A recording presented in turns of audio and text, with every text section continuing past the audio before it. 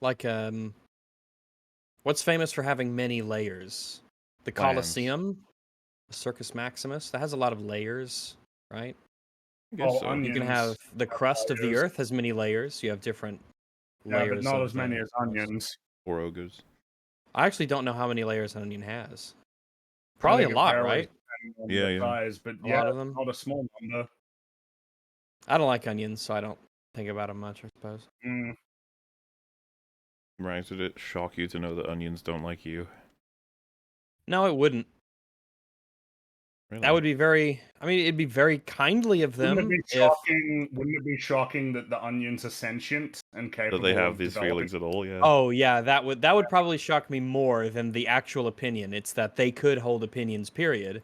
But yeah, that would. Yeah. That sounds like a setup for a decent joke, right? Like, that's revealed, and then all the characters are like, "Oh my god, the onions are thinking and feeling," and then you're just like, "Why don't they like me?" Like you'd just be. There was an You old moved past joke. that really quickly. When I was very young, there was a joke that always made me laugh. I thought it was the funniest damn thing ever. It was, two muffins are in an oven, and one of them turns to the other and says, "Oh my god, man, we're in an oven. We're gonna die." And then the other muffin says, "Oh my god, a talking muffin!" It's not bad. It's not bad. Funny stuff. It's not bad. It's not bad. I remember the old Drew Carey joke that he told on Whose Line. Yeah, this was an outtake. Didn't make it onto the CDs or terrestrial television. He said, 2 flies are on a piece of shit. One of them cuts a fart, and the other says, "Hey, I'm eating here." Yeah, it's alright.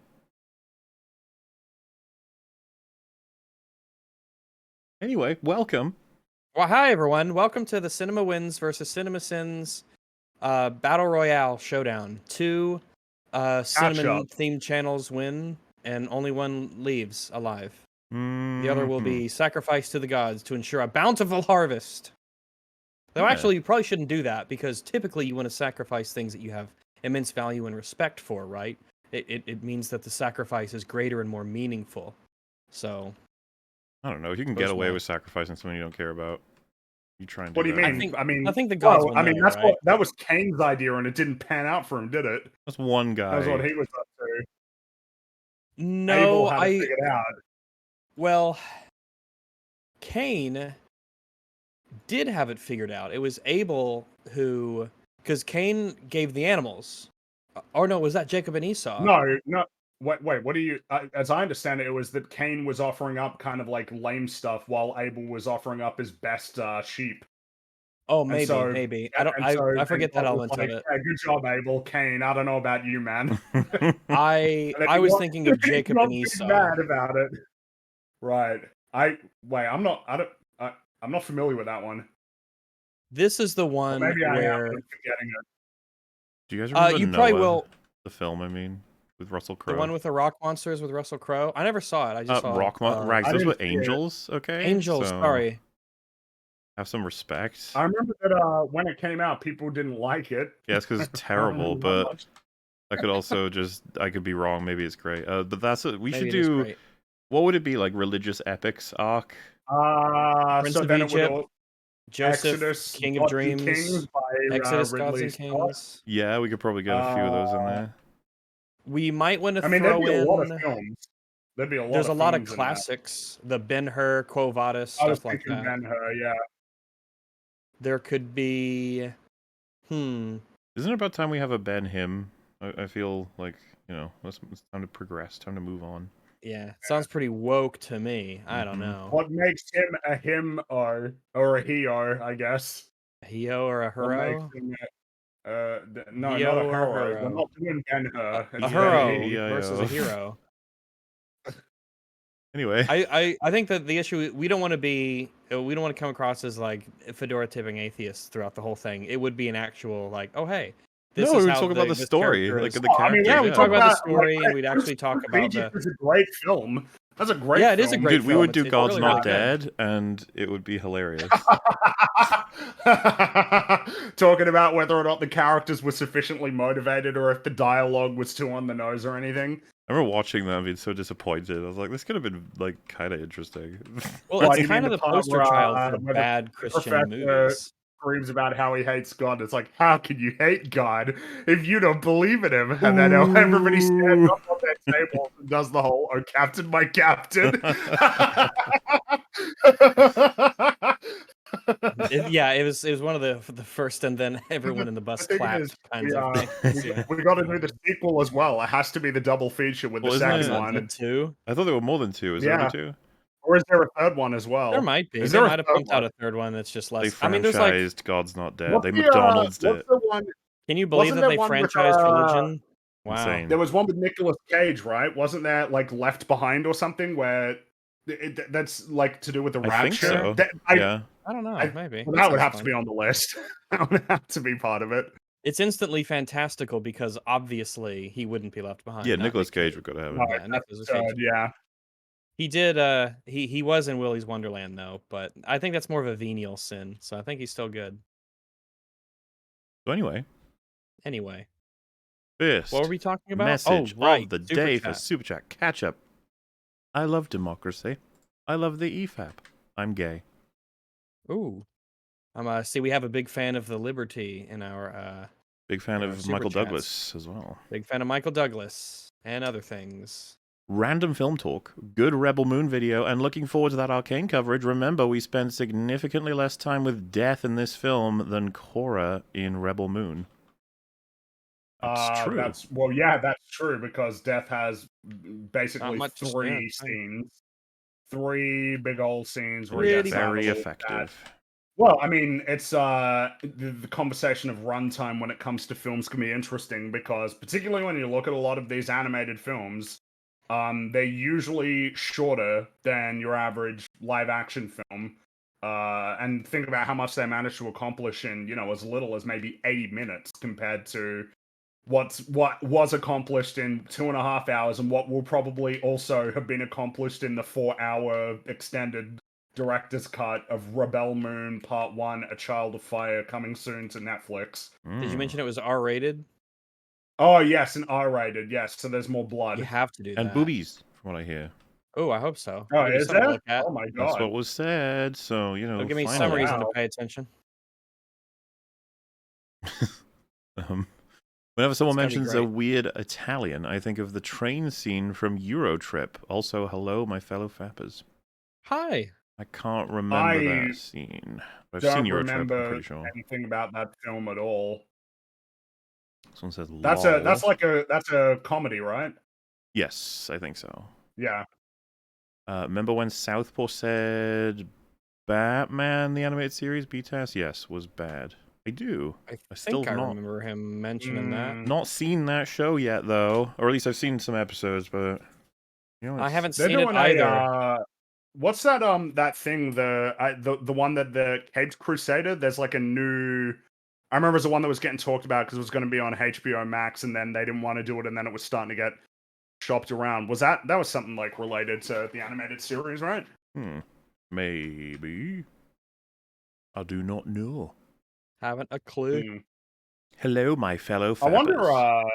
Hello. Did you guys see the thing that was like on where it was like Batman Beyond like pitched as a film, as a potential animated film, kind of like taking a lot of inspiration from Into the Spider-Verse in terms of like art direction, like a very sort of bold comic book style. Mm-hmm. I did not hear about this. I don't know if I don't know. It's kind of weird. It feels like Warner Brothers ain't that interested in animation anymore, which feels so strange, doesn't it? That Warner Brothers wouldn't be that interested in doing animated projects anymore, considering how much of a legacy they have. But yeah.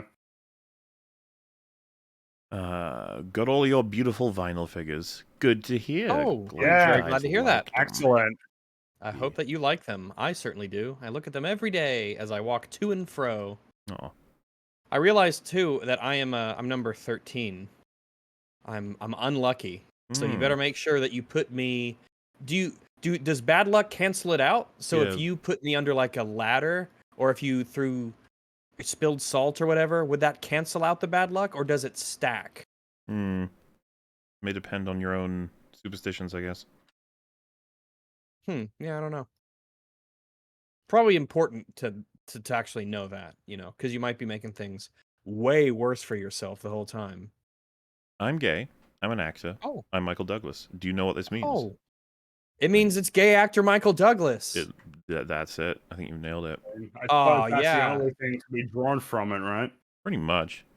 Maybe some other inferences, but that's the main one. My ratings for the OT are 8, 9, and 6 for the respective films.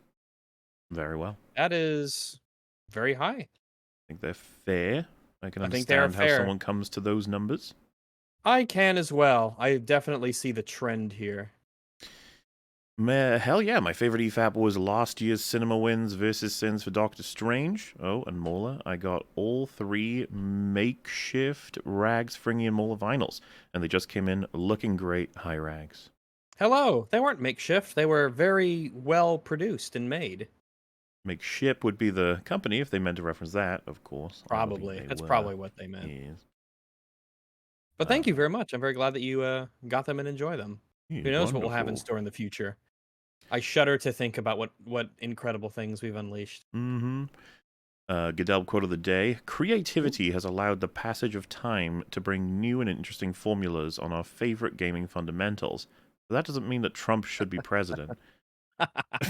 No one can say passage of time anymore without me No. thinking of Movie Bob. Chronological passage of time. He's robbed that from you. He's stolen that He stole it, yeah. phrase. I don't think of it like, oh, he stole it. I think about it like and laugh. I'm like, oh, I can't believe he called it that. Isn't that funny that he did that? Enhanced it was it. something new in this place. Yeah. Mm-hmm. Farewell and adieu to you fair Fleamish massives. Farewell and adieu to you massives of Fleam. Most catch-ups, we get that quote. I see it's still there. Fantastic Shirley impression, Mauler. Oh, wait. I missed it. Can you do your Shirley impression? Does Shirley have a voice? I was setting you up for I was setting for you up to just like be quiet for a little bit. And then we'd all say, wow, that was really good. That was just like Shirley. But the thing is, we did that meme fap where there was a meme where Shirley got kicked, and I think he made a noise. Like, I guess that counts as making an impression. Oh, you made an impression there, yeah. Yeah. Yeah. That's great. The arc of history is long. And towards justice. The Final Fantasy VII remake is not only a remake, but a canonical sequel to the original too. Sephiroth learned how to time travel and is being a gay about it. Hold up. When you say it's the official sequel to the original 2, do you mean the original 2 Final Fantasies or the original 2 Final Fantasy VIIs? Well, because there's 2, right? There's 7 in Crisis Core, so I'm guessing. Well, I said original. That's my confusion because I don't know. So I've heard that it's not like the same. That it's not like a remake. It's got multiverse elements to it, or time travel, or something. That's what I've heard. That's what makes every story better. Mm-hmm. I'm sure that at the end they'll get the crystal and they'll beat the dragon, and then they'll save the world from something very big. And I'm glad that they do. I guess I do find it interesting just how much Final Fantasy VII media there is. It's considerably more than any other Final Fantasy game. And it's a little interesting for me, and also not interesting at the same time because I've never played it. So no, I haven't played it. It's just a game that I don't know really anything about, other than just soaking up some imagery and some names.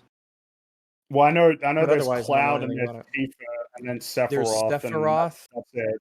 Yeah, and then there's that one chick who dies. Yeah. And he's and Cloud has a very big sword. He has a very big sword. Yeah, it's ludicrous. It's pretty cool. Yeah. Cool big it's sword. A cool sword. Yeah. However, there's one thing I do not like about the sword. Well, actually, there's many things I don't like about it. But apart from one thing you don't like about it. One thing I don't like. I'll give you 2. Right. I'll give you 1 and a bonus one. All right. So I don't like how big it is, which is kind of central to the idea, but it is what it is. I don't like how, as far as I've seen from all of the models, the grip is cylindrical. So it's like a cylinder. And you might think, well, of course it's cylinder, that's how you hide it. However, swords, to my knowledge, they have, certainly the sword that I own, it doesn't have a cylindrical grip. It has a grip that's kind of ovular. that's oriented with the edges of the blade, so that as you're holding it in your hand, you could feel where the edges are, and it keeps the edges in a particular place relative to your hand, so that you're able to consistently hit with the sharp edges. It doesn't like turn or twist when you're hitting things or when you're moving it around. Is Cloud is he super strong or something? Is he like a super soldier or something? Is that I don't how he know. can swing it around with that big sword and it's not a problem? Maybe it's more. It's not so much about strength so much as it is about being able to keep the orientation of the blade based off your grip. Ah, I get you. Because if you're hitting stuff with it, and it's just a cylinder, it might rotate and spin, which means that the blade alignment will get off. Just a little sword thing that that I know about swords. Well, I think it's called the Buster sword, right? mm-hmm. That makes me think that it's like, oh, Buster, put down that sword, Buster. Buster But it's not. Brown. It's the What do you Buster want? sword. Because he's the hero and he's going to the save hero. Midgar, right? Midgar?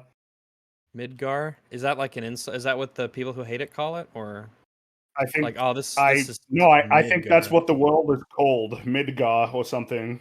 Yeah. Or is it Midgard? I don't know. I'm not. I think it is Midgar because there was a car in my apartment parking lot that has Midgar on its rear license plate. Okay. So maybe that's what it's see. referencing. Maybe they're big Right. Final Fantasy VII fans. And if Maybe. they are, why didn't they call it Midcar? If that's the case, maybe that would maybe that's that so makes strays their car so far sound from like the reference. Mid. Well, I mean, Yeah. I'd be more likely to assume that they think their car's not very interesting. Yeah, it strays too far from an already obscure reference. Mm. I think that's fair. I like the idea of Mola being inaudible the whole episode, and we have to just guess what he's saying based on Rags and Fringy's responses. Do it. Oh, yeah, that's right. Really, You were that'd be muted interesting. briefly at the beginning. Just because my microphone wasn't set properly, it was just like. But the thing is strange we could episode. hear everything. You could. So it was, we could be responding to things.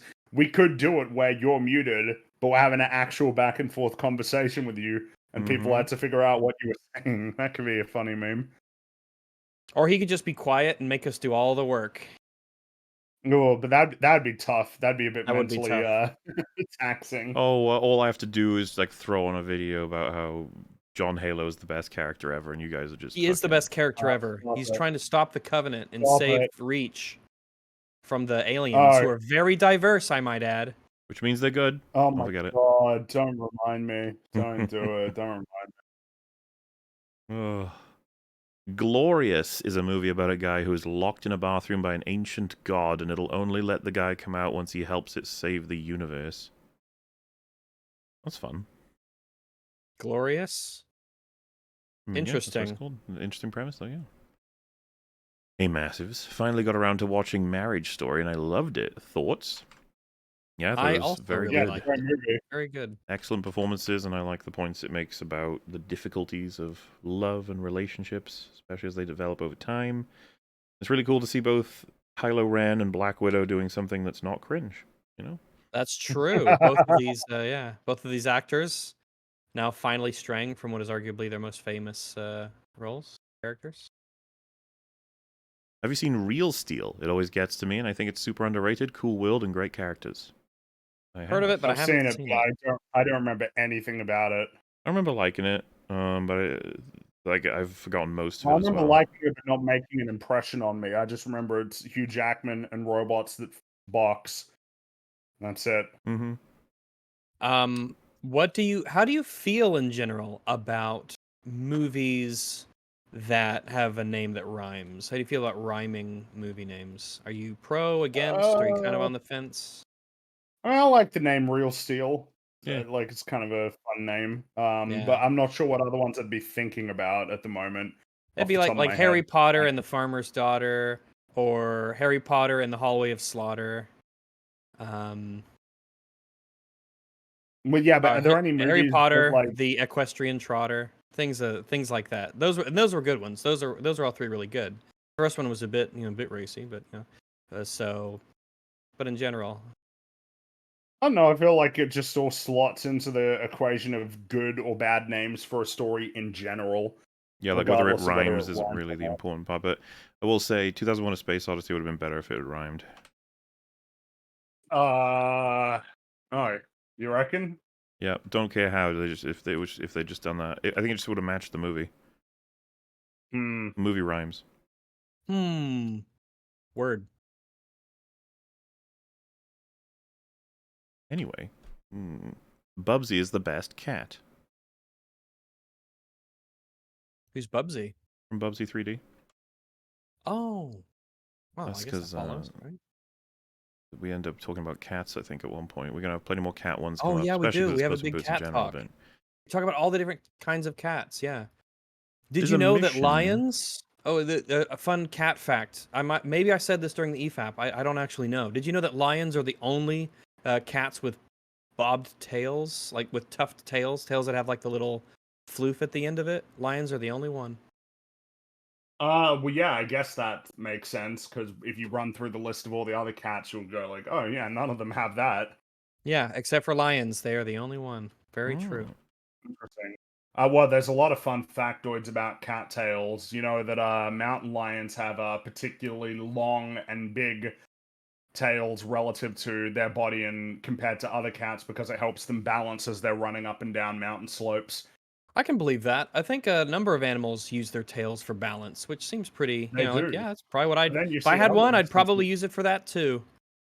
Oh, so an interesting thing about rat tails is that they are used to I believe they're used to disperse heat. That's Yes, I that's the have main, heard that's that. the reason Yeah, why they don't because have they're hair on hairless. them, is to disperse heat. Because there's a lot of interesting ways that animals will disperse heat depending on, like fennec foxes. You know what those are? The little foxes that Yeah, run around in their they got burrow. those big ears, and I bet that's Big how old they. ears to disperse heat. Yeah. I can believe it. Another Yeah. fun fact about them is that they don't drink water. They get all of their moisture, like all of their water needs met by absorbing like the moisture of anything that they eat. They have a particular their metabolism is designed to do that for them, That so they makes don't sense need to because drink they're from water. deserts, right? That's originally where they're Yeah. from, like more arid climates. Oh, Oh, wait, well, that's what they Fringy. still are. Fringy Yeah. Mahler. This is Whoa. relevant to Walking with Beasts that we watched. Remember With the big sails on the backs of the boys at the end? They had like the membranes and everything, and didn't they use those to like control their heat, like turning it towards the sun or against the sun? Yeah. See, we learned it, and it And stuck they with us. flush it to create an eye when predators are approaching them, though I don't think it worked very well. It worked on me. I remember I had to look away. That was pretty spooky. Yep. Those Giving you things would the actually probably hairy terrify me. eyeball, you know. I'll be having that. There's a mission in LEGO Skywalker Saga called Once More with Sealing. Neat. All right. I think it's more of a ceiling. I like it. I like it. I've seen both Wins and Sins. They both suck, but I think Wins is better in this case, barely. Wins did just win, right? In the He barely last mission? won when all of the cards were stacked Remarkably horrifically in his unimpressive. favor. Yeah, it's so unimpressive that I think all of us got the impression that he didn't actually care that much for the film at all, but felt that he had to make a video about it. That is the impression that I got. He did not seem passionate at all about a film that you'd think would be right up his alley. Right up everyone's alley, really. A lot of the best observations were just those sort of fun facts that were almost certainly not things that he would have noticed all on his own. Of Oh like, yeah, it was did you too notice that uncanny there and were specific. Yeah. And then when it came to just the broader general analysis of character and writing, startlingly lacking. Hey Massives, play Lethal Company, proximity chat, horror co-op scavenging for dollars on Tism planets would be a gorming for the ages. I've heard neat things about Lethal Planet. It was super popular for a while. I think it probably still is. Yeah, right now I'm trying to, get work done. I still got family stuff I got to do, and when I do play stuff, I just chill with like Risk of Rain, and I also play a lot of Helldivers too. But mostly, I just get my Helldivers crashes, and I'm trying to get back into Helldivers too. But it's still very fun. Yeah, I'm not sure if Lethal Company is still kind of the cool kid game or not, but it does seem like was for a while, Helldivers is still kind of maybe the cool kid game, for now. Yes, Seems like it. It is the cool kid game. Glad to see Random back. Mola, thanks for all you do, brotherman. Doing the Lord's work, you are. Oh, hey, don't forget, Fringy and Rags doing it with me. This is the Lord's work. We're also doing the Lord's Sent work. by the Lord, specifically to make this podcast. Yeah, the Lord of Blood. Balgatoth. Best Yeah. Cronenberg movie. What do you guys got? I'm not familiar with... I'm not very familiar with his work. Well, I figured you guys would pick the one that I would pick, but it's a legit pick for me because I've loved it since I was young, being The Fly. It's too good. Yeah. Very good. I wouldn't mind making a video on it someday. I think it does everything it needs to do so fucking well. And then, I think I've talked before, I've seen Existence. It's a very fucking weird film from him. He is that kind of creator. You never know what you're going to get. History of Violence is pretty good, but I still prefer The Fly. I believe A History of Violence was the last movie to be mass produced on VHS. Neat. God, I saw Naked Lunch. That's another fucking wacky movie, but a lot of what he does is very wacky. The 1996 Crash.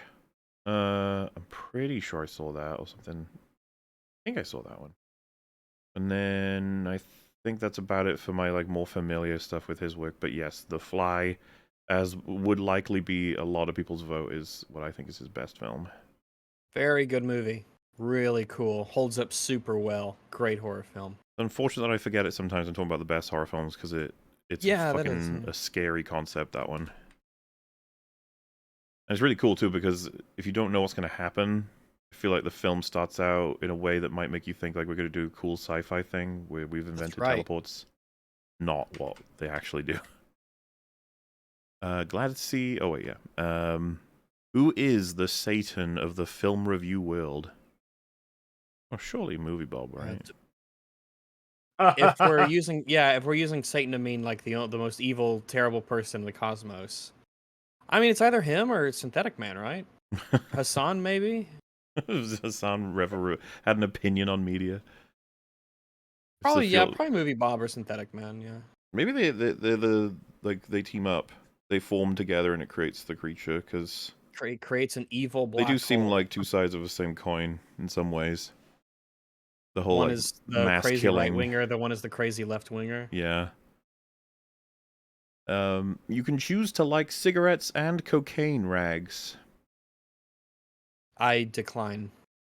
I wouldn't recommend choosing to like those. Yeah, the question is like you could choose to like cigarettes and cocaine. I'm like, I choose no. Yeah, my answer is no. It's a big no perino on this one. Who's getting the new Stalker game? I don't know. Maybe I'll get it. I'm not sure. I'm not into Stalker. I'm afraid. I'm not familiar with the series. Thoughts on Velvet and Veneer's design from Trolls 3? I guess we'll have to look it up. I'm simply not that familiar with Trolls. Trolls? Is it Trolls with an S or is? All right, I got Velvet. Like those DreamWorks ones, the DreamWorks Trolls movies. Velvet? Oh, I hate it. Yeah, what is this? I fucking hate it. This is shit. I have a feeling they knew that we would hate this. This is, I mean, I hope so, unless they're like really big fans and all, and we've just shot all over their girl It's like they're like the one that designed this. They're like, oh, okay. Look, I'm gonna be honest, man. That looks awful. Yeah, not what I call it's garish is how I would describe these. Yeah, it's... Yeah. I concur. Best of luck to them in whatever they get up to in life. Mola, play the Bungie Halo games. I've played 3 and Reach, right? That's still Bungie? Yes, yeah, Reach was Bungie's last. Yeah. But you Oh. gotta play more than that. You gotta gotta play 1 and more. 2. Play Halo 1 and 2 and Well, ODST. and you played Halo Wars, which not Bungie, but you know that era.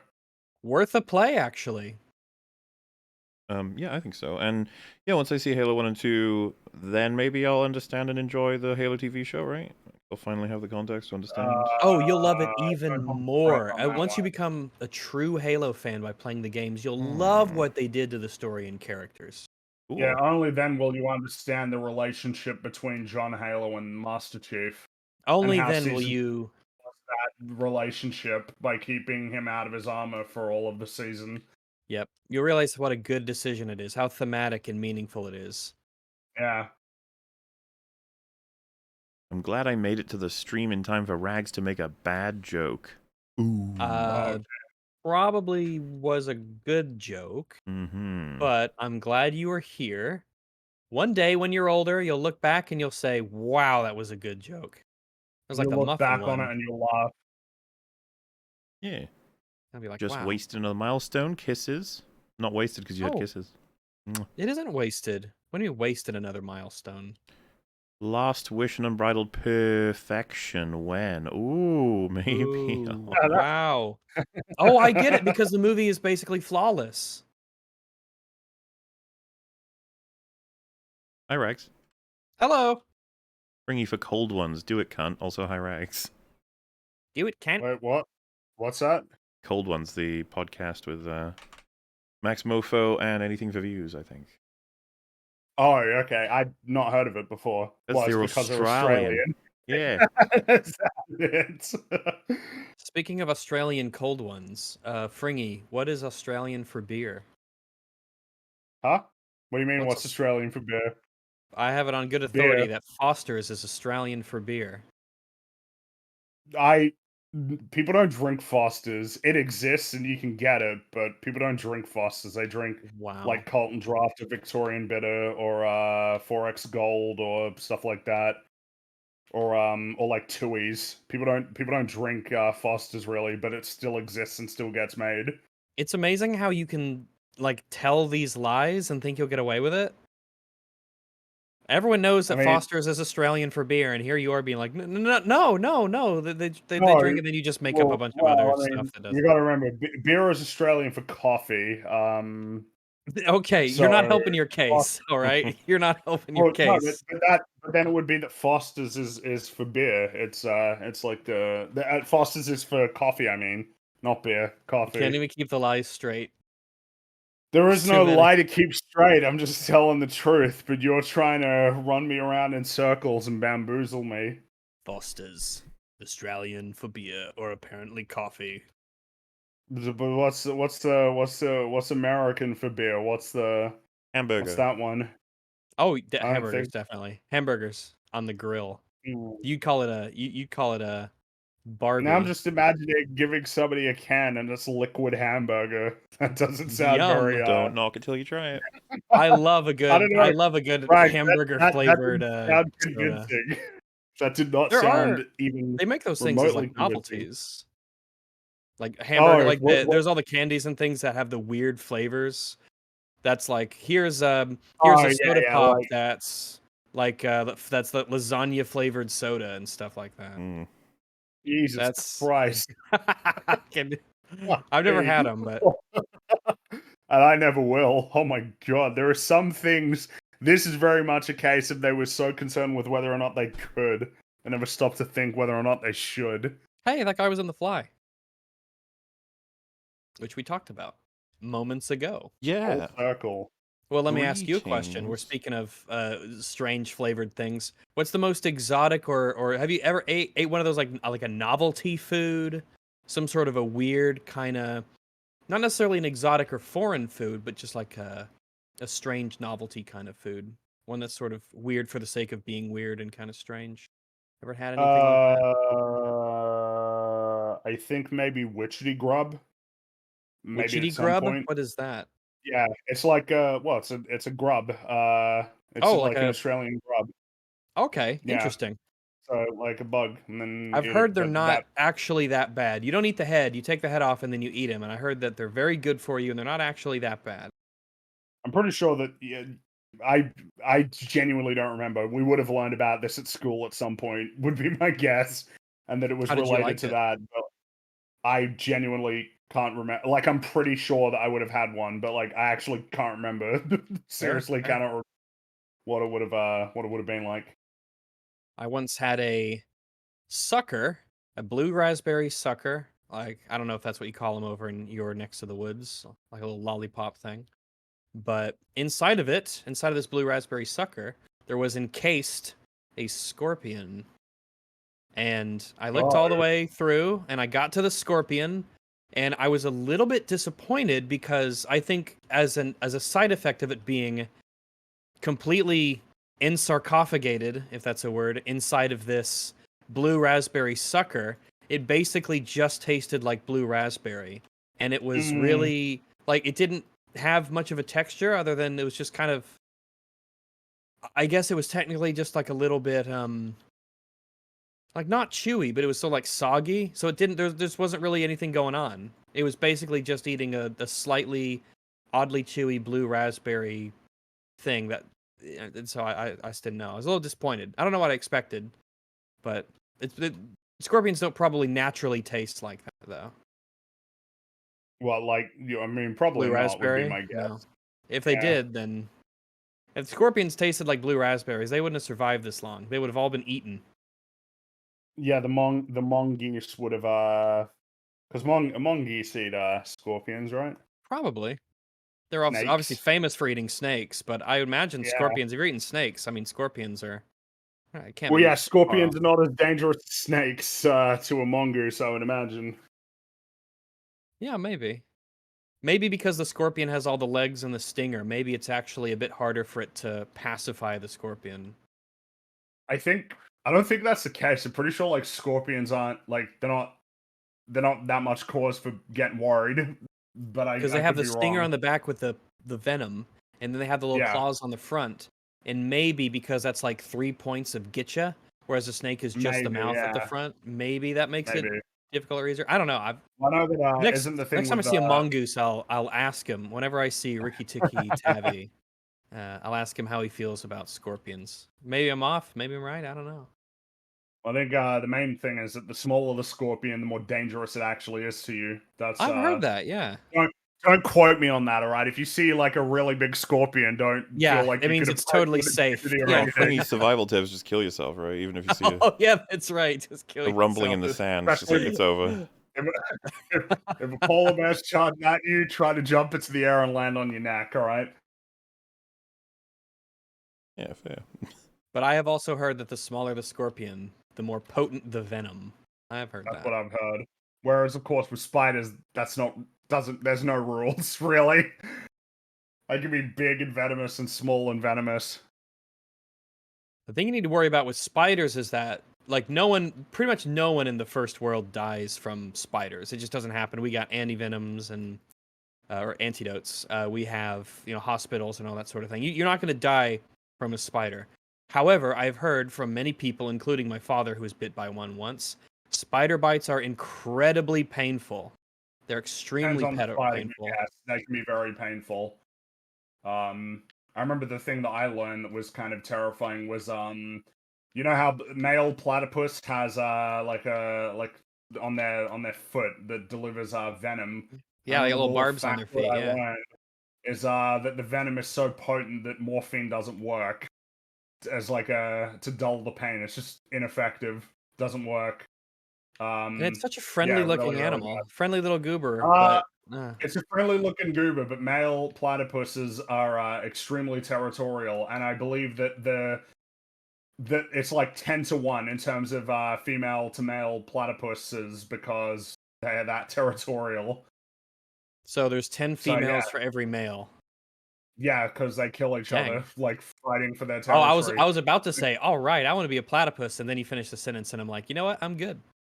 No, it's a dangerous life being a platypus, but I mean, yeah, Yeah, you gotta they live in are Australia. That's interesting true. lads. They're such cool animals. Yeah. It's a So I duck, guess an otter, and a beaver. It's I did not great. know that 10-1. It pretty much is a beaver duck. That's true. Yeah.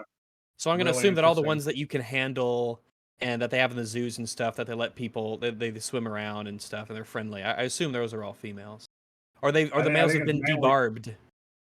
I don't think. I imagine they're not allowed to do that. It's Probably not. Probably There's no reason for it if you have 10-1, right? Was probably just in general. Like it's probably like kind of removing the fangs from a snake. It's like, yeah, I don't know about that one.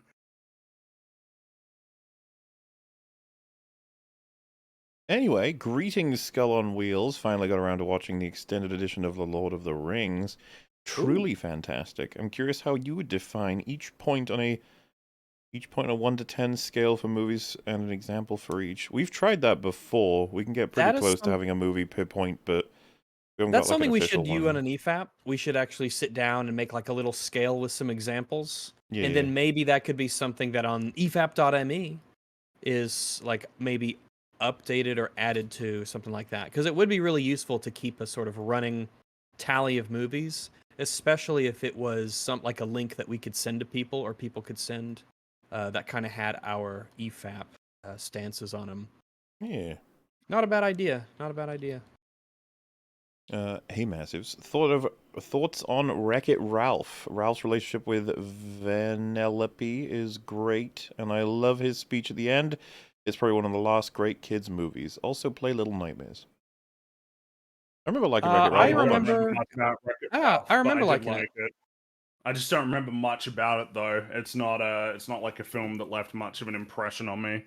Yeah. I think there was a second one, right? And I never saw it. Yeah, the one where Ralph breaks the internet that had the Disney princesses and like stormtroopers and stuff just seemed like basically just kind of like an ode to all of the intellectual properties that Disney has either cultivated or acquired, all thrown together. My beloved champions of the long, please debate Razor Fist and disabuse him of the notion that Empire is the weakest of the OT because of pacing issues. What? Wow. He doesn't really think that. This is a troll. He doesn't actually think that. That's not an actual opinion people have. I just, I would have thought he would take as much issue as most people do with, like, you just say the words Ewoks, right? Or the word, sorry. Or, of course, the Jabba thing at the beginning is like the most whole convoluted. First act is like, just nonsense. Yeah. It's bold to have your entire first act be basically completely nonsense. It's a bold strategy from Lucas, but you know the man committed. But you know what? Every opinion exists, and I love that about Earth. That's right. I'm glad we have such a diversity of thought in our movie-going experience. Oh, wait. He's a political YouTuber. It explains everything. What about pacing? No, about his opinions on media being weird. I don't know if I mean he did media coverage for way before he was doing like political stuff, as I understand it. Yeah, I see Razor is more of a media reviewer than a politics guy. Which one supersedes the other? You know, is it which one you did first or which one you do more? I don't know. It's complicated. I don't know either. Though conversations about pacing can be difficult. I find just pacing is such a difficult thing to zero in on and how it works and doesn't work. You know, one person's boring can be another person's riveting. So it's kind of hard to say like what is great pacing versus bad pacing sometimes. I mean, this happens. That comes up a lot when people talk about Andor. Right? Well, yeah, when people say that Andor's boring, it's like it's you know, boring is a very, very, very, very subjective feeling. That's true. Because if you say also boring, I guess you can't be wrong about being bored, but I don't know what to do with it as an observation in and of itself. On its own, it's not. Yeah, you want to probe for the reasons why, and maybe things that they change or move in and of itself. Yeah, you're pretty much right. There's not much you could do with it. It's kind of like when someone says, like, I didn't find this movie funny. It's like, well, you know, all right. I have a deep philosophical question for the hosts. If you remove the E and S from James Mangold, does he become what XQC seeks? Hyrags and Frogbird. Jam, a man of fortune? What? James Mangold? Remove the J? Sorry, remove the what? E and what are we removing? Oh, so it'd be Jam Mangold. Oh, okay, yeah, I like that Jam, one. a man of Jam gold. and Gold. Jam, the Jam man of and gold. That's a really good super chat, by the way. Once you good. specify which letters to remove, that is actually kind of funny. Jam, Jam a and man Gold. of fortune. Was just watching Random Film Talk's Rings of Power videos for the 3rd time. Before that, They're the Hobbit very good videos for the videos. 2nd time. He's got some great content to anyone who hasn't checked out his channel. Oh yeah, do it. Get on it. His videos are very good. I listen to them a lot. They're good to fall asleep to. He's got a good kind of voice for that. So I'll turn them on and I'll just put them down low, about 19 or so on the speakers, and they'll just be kind of a little bit of noise in the background. There is a movie called The Pentagon Wars that famously lies about the events it's portraying. It's a really deep rabbit hole into military politics. Interesting. Interesting. I know not of this film. Me neither.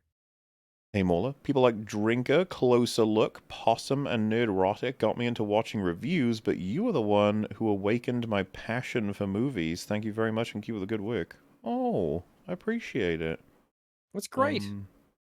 Yeah, I mean, you know, from some people would see like the attention to detail we have to film as being like ruining it, but it's genuinely comes from a place of adoring the medium, and wanting it to keep doing the big bangers. They're the fun ones. Oh yes. Yep. But yeah, if we can spread that in any way, shape, or form, then that's some good results. Posture check. That includes you, chat. Just because they're catching up with super chats doesn't give you a posture pass. All right, yeah. Make sure your posture's good, everybody. Also, play it DDLC. actually is important, yes. Keep your posture important. If you have a chair where you're always getting sore from it, probably don't use that chair. Use a different chair. Yeah. You have your back arched just a little bit. You don't want to actually sit straight up. You want to have just a little bit of curve to your back, you know? Look up the guides. I'm no chiropractor or bone technician, whatever they're called. Taylor Swift greater than Disney, Star Wars, and the MCU. I don't know anything about I don't Taylor understand Swift, the but comparison. I don't know much about Taylor Swift. Musician, Yeah. Well, I just don't even musician greater than like set of films. I'm not sure what the comparison is. I'm just gonna say yes because the MCU is so bad. Yeah, true. Why isn't Sins expert JXC here? JXC is currently on a break. A wonderfully probably I'm trying to explain how nice it is to not have to deal with things on Twitter, but you know, a nice break, I'm sure. Oh no, I missed everything. Hi, Rags. Hello. The spiders. How are you? Wait, I don't know why I asked that. You cannot respond. You are not. You are not present. We do not have a live correspondence. We don't have the means to commune with the past. Damn. The spiders predict a win for wins. The spiders were correct. Spiders were correct. Not a great, not an incredibly impressive prediction, but they were correct. So, if it's part of a pattern, it might be something to it. Allegedly. I think Wins is getting Sinsified. The focus is more on quippy jokes than positive analysis. It's just he didn't give a shit, and he combined what that is true, like quippy analysis, but also just threw in a bunch of fun facts like trivia. Probably got it from a list, if not. And broader, meaningful, substantive analysis of the storytelling. Yeah. Yep. Which actually more of that came from Cinema Sins, I think. Yeah. Well, it's a reason why I was particularly annoyed with the Cinema Wins video. Like, that was really frustrating. It was handed essentially what Cinema Sins got handed last time, which is Cinema Sins got handed Multiverse of Madness, one of the worst films ever. Meanwhile, on the flip side, one of the best films of the last few years got handed to Cinema Wins, and he just completely fumbled it. Yeah, he won, but not nearly as convincingly as he should have. Which now creates the interesting dichotomy of what would happen if they're on like a middle of the road film. Yeah. I think my guess, and it's going to reflect you two as well, I imagine it the same, is that Sins will win. It's I think Sins will win. Yeah. He's usually cleaner with finding flaws than Wins is with finding praise. And quite frankly, he's just more clever. He's funnier. He does as well. have the does have the capacity to tell clever and funny jokes. The premise of Cinema Wins just doesn't necessitate working as hard as the Sins formula. Because with Sins, you gotta at least like make some effort to fucking find problems with a film that are logical. Whereas with Winge, you can just sort of do like these sort of vague platitudes, and Good nobody's going to be too critical. good soundtrack, You know, good, nobody's going to be too critical editing. because you're being positive, and that's a good thing. And that means I agree with this. Yeah. Yeah, a lot less pushback. Definitely less pushback. Did you say fairy tale? I don't think any of us. It's Shark Tale. That's probably what we meant. Mm-hmm. Oh, Shark Tale. Famous animated film starring Will Smith. That's right. That's right. And Renee Zellweger. Wagger? Wagger? Is that okay? Yeah. And who else? Oh, and Jack Black as well. He was the shark.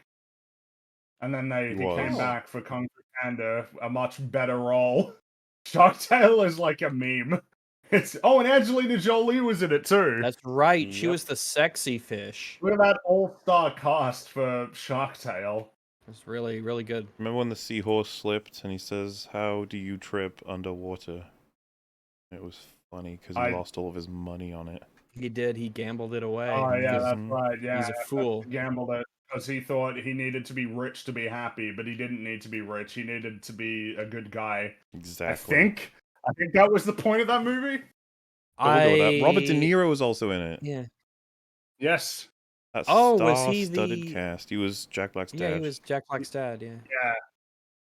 He didn't want to eat. He didn't want to eat little fish guys. He wanted to be an ethical consumer. That's right. He was a vegetarian shark, and they sat around and man, that was like bad timing to have that come out after Finding Nemo. Like, yeah, good luck. Mm-hmm. Your underwater fish movie that's dramatically worse than Finding Nemo. No vegetarian chance. Shark. Nobody. We're safe. Nobody will think of this. Thoughts on all 3 How to Train Your Dragon movies? I think I've only seen the first, and I really like it. I like it a lot. Yep, it's same for me. I saw either 2 or 3 while I was in the room doing something else. They were playing it, and I remember not remembering anything. This person said the 3rd one stinks. Interesting. Maybe that'll be something we can knock out sometime. How to Train Your Dragon would have lost Best Animated Film to Toy Story 3. Which one do you think should have gotten it? Probably How to Train Your Dragon. Probably How to Train Your Dragon. Yeah, that's where I'm leaning as well. Toy Story 3's got a great ending. How to Train Your Dragon is great, just in general, from beginning to end. Movie, yeah, Toothless is great. I listened to He's a cool dragon. I like him. He is cool. He's neat. I like him a lot. I listened to the Spanish version of the opening song. I think it's a lot better because it has a distinct lack of auto-tune. Oh, what the Spanish version of Antonio Banderas's voice. Yeah. Yeah, I think I could hear some of it. Just let him sing. Well, he might have, and then they put auto-tune on top because it wasn't quite working right. Maybe. I was wondering if that's like a lot of the time I think I'm just like I'm all right with it. It doesn't sound all that great if it's like the actor actually singing and they're showing passion and stuff. Sometimes it's best to just kind of let them do their thing, you know. It's all right if it doesn't become this mechanical monstrosity. Wow, I remember the auto tune in the Aladdin remake on Will Smith, but it's on the subject of Will Smith, particularly aggressive. Really aggressive. Did they auto tune Robin Williams in the original? No, I don't feel like they would. That would they be. Did not auto-tune Robin Williams in the original. That seems like it'd be sacrilegious. They didn't auto-tune for the old films. The people sung because they could sing, but now there's less of an interest in whether or not they could sing. What is the He was the Fresh Prince. He's a singer. Will Smith is like actually a musician who sings. Well, so the thing in the Aladdin, they changed Friend Like Me to be like more suitable for his abilities. It's like that one was, but then like Prince Ali is the same, and he just couldn't do it. He couldn't do it. He couldn't do it. There's a lot of auto tune. It's very noticeable. I feel like I'd be almost insistent to be like, because you're Will Smith. If you say I am Will Smith, I'm gonna get this right. Damn it, you know, do not auto tune me. When everybody was inevitably going to be comparing it to Robin Williams. Of course they were, because him as Genie was excellent.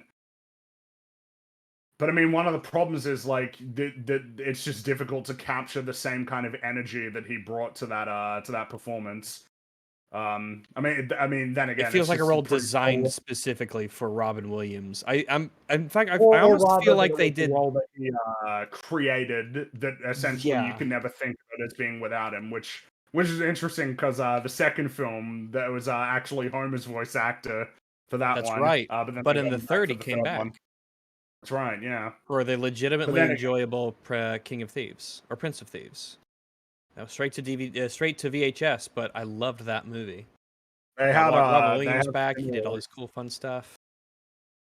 they had similarly aggressive auto tuned for Emma Watson as well in Beauty and the Beast. We're gonna have to do all them It's eventually, pretty you know. Yeah, there'll be an arc for all of the live action People love the remakes. Dalmatians one.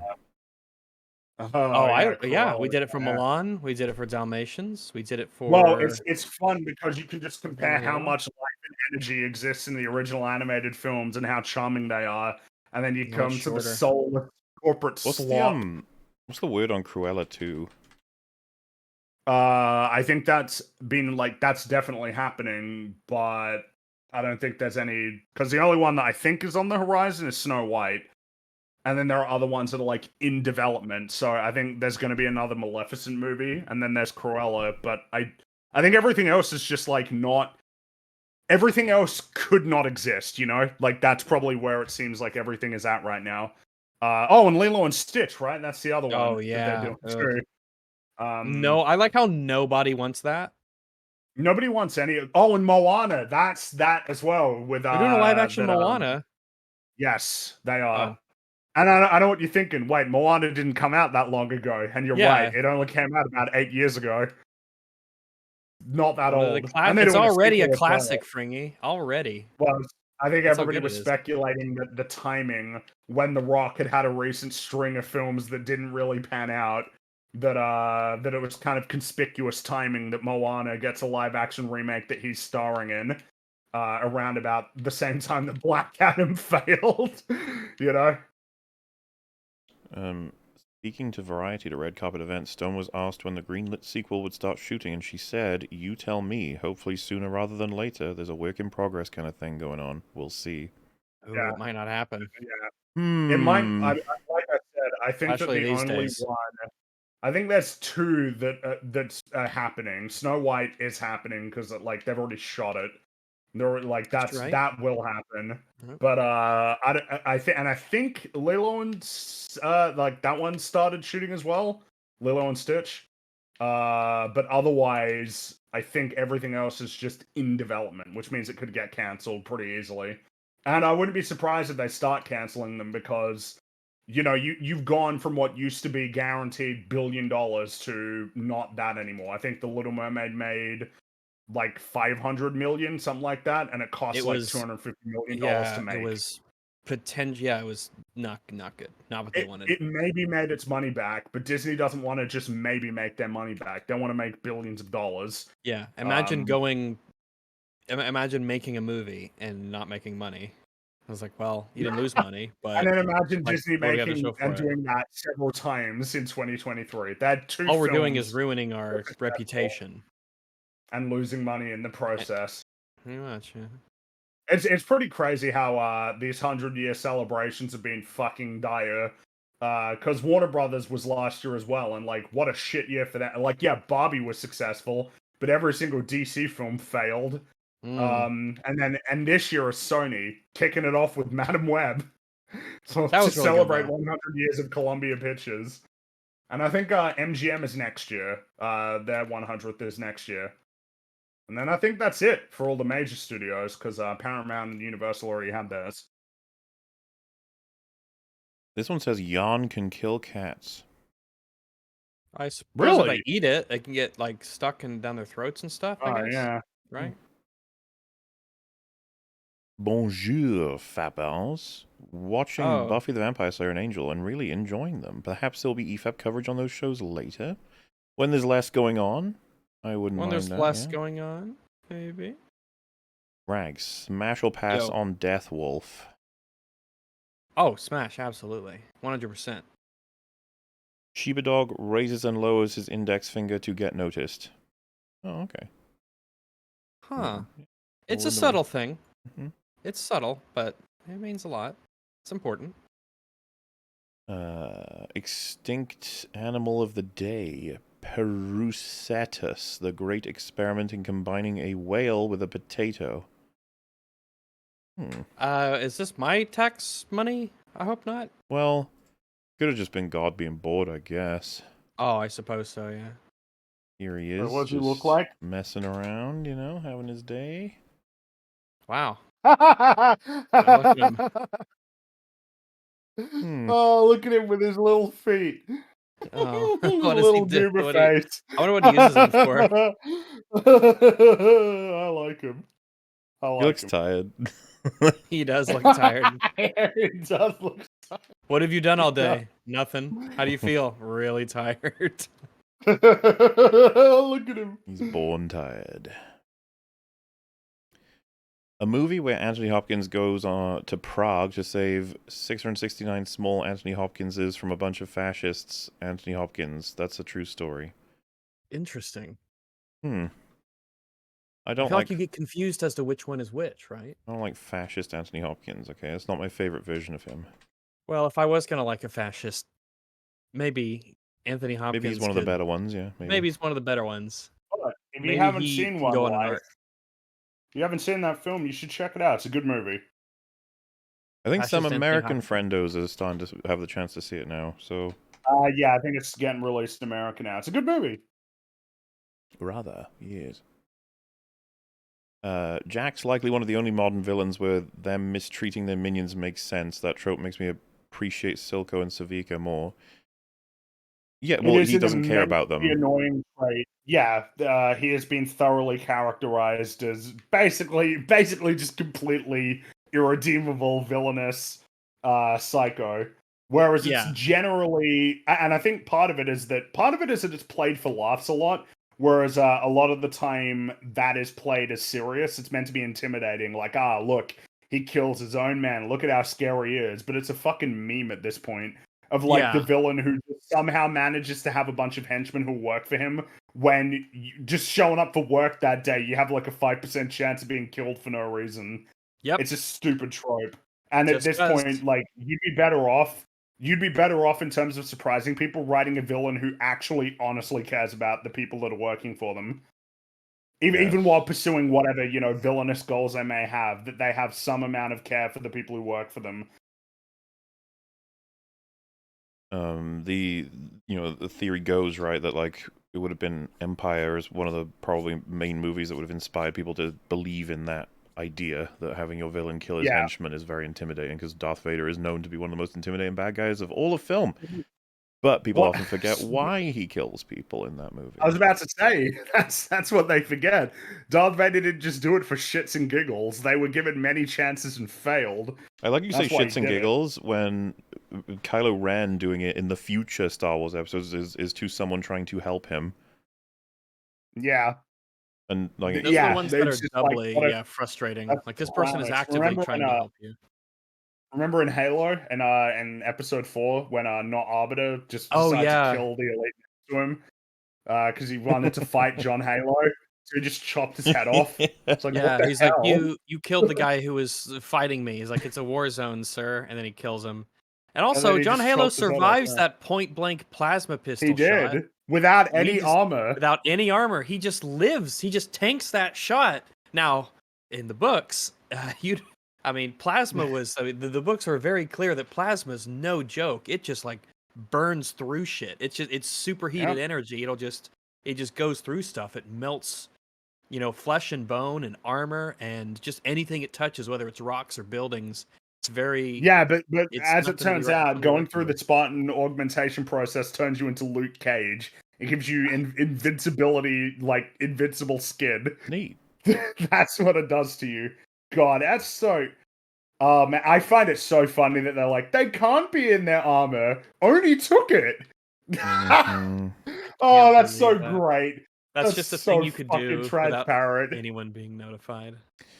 Nope. What a shit I show. find it crazy. They'll know. I just find it crazy that what they decided for their plot point was that Oni and the UNSC decided to abandon Reach. Dude, in Halo Reach, in the game, there's a line of dialogue where they point out that 60% of the UNSC fleet gets redirected to Reach. Like on the onset of the invasion. It's like a few ships. But the majority of their resources get committed to Reach because of course they would. What's the point of having an army if you're not going to use Earth 2. It's a Not massive only to planet, like billions of people to not only leave Reach, but to abandon the civilians and much of the military to death. Like it's insane. I can't believe that they decided to. And then the fall of Reach is over in an episode and a half. If you know, like that's it. One battle, they leave, it's over. Reach is done, and we're never going to think about it again. It's unbelievable. Yep, I can't believe that they chose to write that. We had our shitty episode for Reach, and now we don't have to worry about it one of the worst anymore. episodes of the entire show. It's currently the highest rated. It's one of the worst of across all seasons. Across all seasons. All 2 seasons. Yep, there one is of the worst. There's something in, I don't know if it's in the water or something, but there's some phenomenon where action is really shitty nowadays. In particular, in Disney stuff, all of the action is terrible. You see it in Star Wars all the time. You just kind of see it everywhere. Even in like Dune 2, I was like, "Jeez, the action kind of sucks in this. I can't tell what's going on." I don't even know what to make of it in the case of that episode, because there must have been some amount of planning for the one takes. But you just got to imagine, it's like you did all the planning, but like, what were the ideas that you had for action set pieces? Because everything that you've done here is really not interesting. It's mostly just stupid. guys standing around shooting at things in the distance, and then those things fall over, and then they've got all their guns that have no recoil. They don't have blanks in them for the the props, so they just have a little animated muzzle flash, no recoil. They just hold them still. It looks cheap and it looks shitty. It's crazy the lack of combined arms. There's only one instance of like what you could call combined arms battle across the entire show. It's in episode 5 of season 1, and it's barely there. Like basically the Spartans get into a warthog to drive it to a place that they need to go to like get the keystone out of there.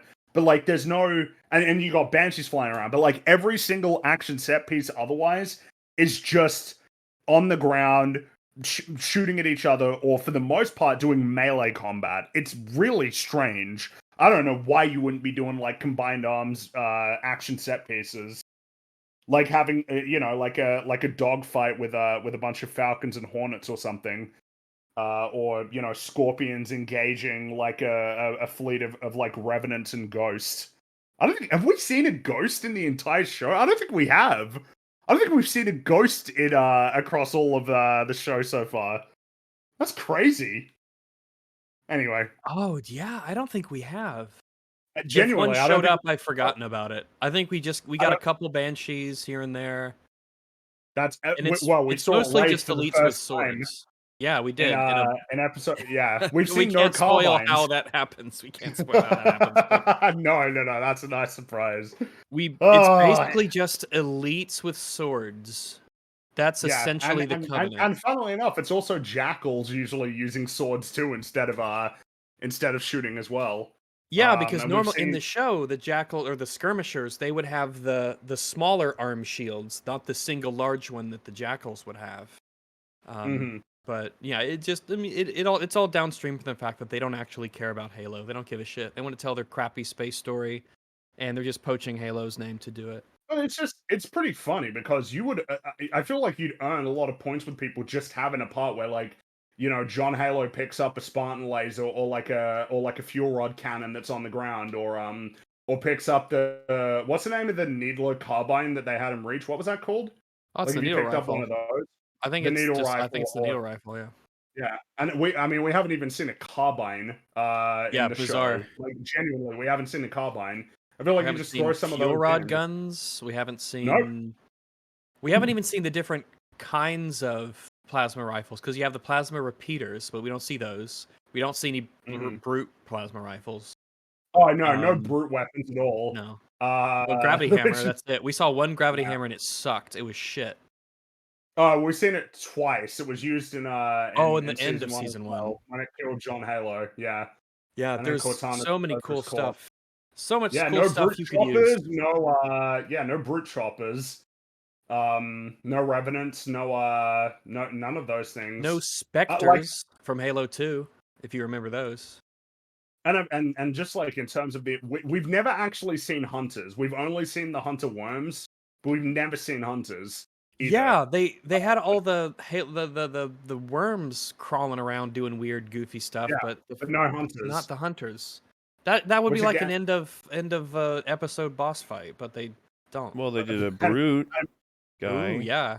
Big brute man. But it is actually genuinely crazy that we have not seen. There's not been like a single action set piece that has had John Halo fighting elites, jackals, grunts, or brutes like all working together at the same time. It's always either a group of elites or a group of brutes. It's never them working together, which is so funny when like the core framework of Halo in terms of its gameplay loop is combining all of these enemies together in a variety of different configurations to see how the player would react to them. But instead, it's always just he fights a bunch of elites that charge at him with plasma swords.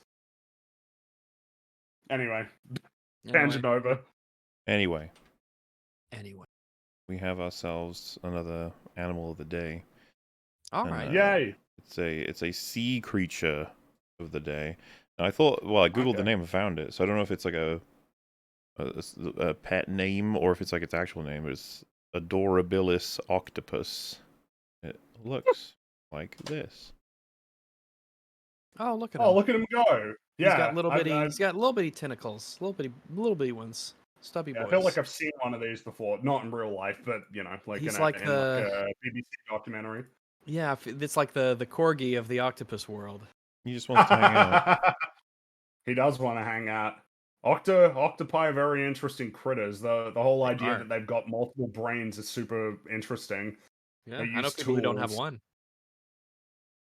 Oh, oh, gotcha. Jack's likely one of the only modern. Oh wait, I read that one. Hidetaka Miyazaki owns the feet patent. Actually, the feet patent. Feet patent? Well, I ain't paying them. I don't know nothing about no feet patent. I don't know anything about feet patent. Hey everyone, watch Cinema Sins video on Everything Ever All at Once. It's really good. It was really difficult to send this for some reason. That's strange, but yeah, I still need to check it out at some point. It's apparently the one that breaks the mold for Cinema Sins. He does something different. Oh wow. Hilariously, I just watched Shrek 2. Gingy has the stitches. Oh yeah, we read that out while we were watching this. Yeah, that's right. Yeah. Legs. Hey you massives. Season 7 of Rick and Morty is a mixed bag, but has some genuinely great episodes. It gives me hope for the future. Check it out. Nah. It would take me a lot more recommendations than that to go back, you know? You would have to tell me that the whole season was great, and I need to hear that frequently and repeatedly.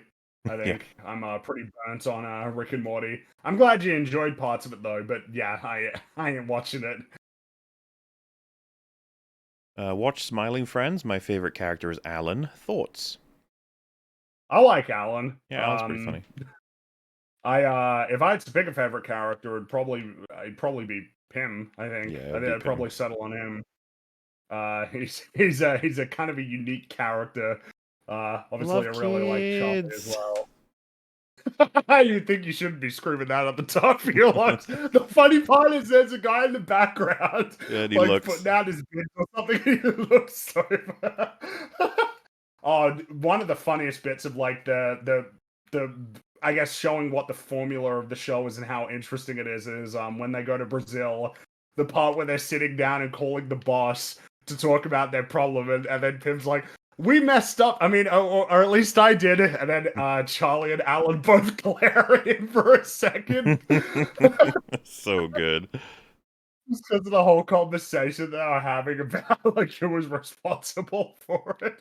I don't know. It's just a fun formula. The idea that there are these wacky characters in this wacky world who behave very normally and realistically to situations. Also, rewatched the Lord of the Rings trilogy, now watching the EFAP movies on it. All good, rat. Excellent. Glad to see you revisit The Last Wish. Gives me an excuse to rewatch one of my favorite films. Also glad to see Random Film Talk back. Love you guys. Yeah, we'll have him on again in future, I'm sure of it. Yes, it's always a good reason to rewatch Puss in Boots. Not just that he ran out of lives, but that the life he's currently living is pretty empty. Sure, well, I mean, it's the other lives weren't lived fully either. They were recklessly lived. He wasn't... Wanted. Yeah, no respect for death. Yeah. We should normalize Biden moments. To be Biden is to be human. I suppose so. We should take points away for win laundering. Win laundering? That's a funny idea. Yeah. Win laundering. Heard Rags praising Elite Beast Agents, doggo of base taste. How do you feel when you got to the Christmas stage? Great emotional payoff, IMO, best level. Elite Beat Agent, not Beast Agent. It's a rhythm. Think of it as it's a rhythm dancing game, but for the Nintendo DS, where you have a song playing and then you have to tap on things and slide little bars and stuff, and essentially play. It's basically Dance Dance Revolution as a handheld for your hands, and you tap on stuff. To be fair, they did say I said Beast because I misread it. It was my bad. Yeah, Elite Beat Agents is good. I remember having a lot of fun with it. It felt really good to get good at playing that game. It was tough, so there were plenty of levels that I had to try many times in order to beat. But it feels good when you finally make it, and you're really just tapping in tunes with all the songs. Good stuff. I feel like the guy from A History of Violence. How do you fuck that up? Yeah, I mean, Cinema Wins had an easy job. Very, very easy. And he failed. He failed even though he very likely had copied points from another video, which at that point is just like, how are you losing, man? Hood Rags praising Elite. Oh wait, that's just they sent the same one twice. All right, that's fair. Well, for their second, I guess to say something about Elite Beat Agents is the final song for the game is Jumpin' Jack Flash.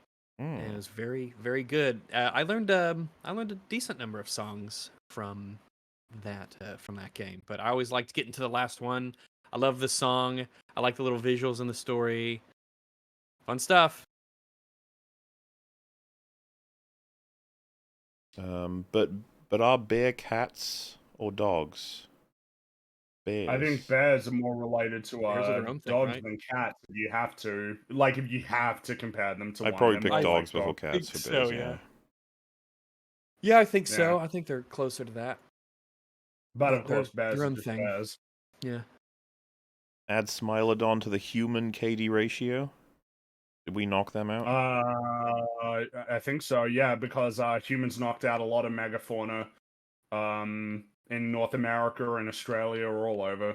Yeah, and we said, let that be a lesson to you. And a lot of other animals were like, and then we lost some really cool animals. Well, I mean, woolly mammoth, because that's another one that we knocked out of the game. Well, suppose next time they should bring some guns, and then they won't get knocked out as fast.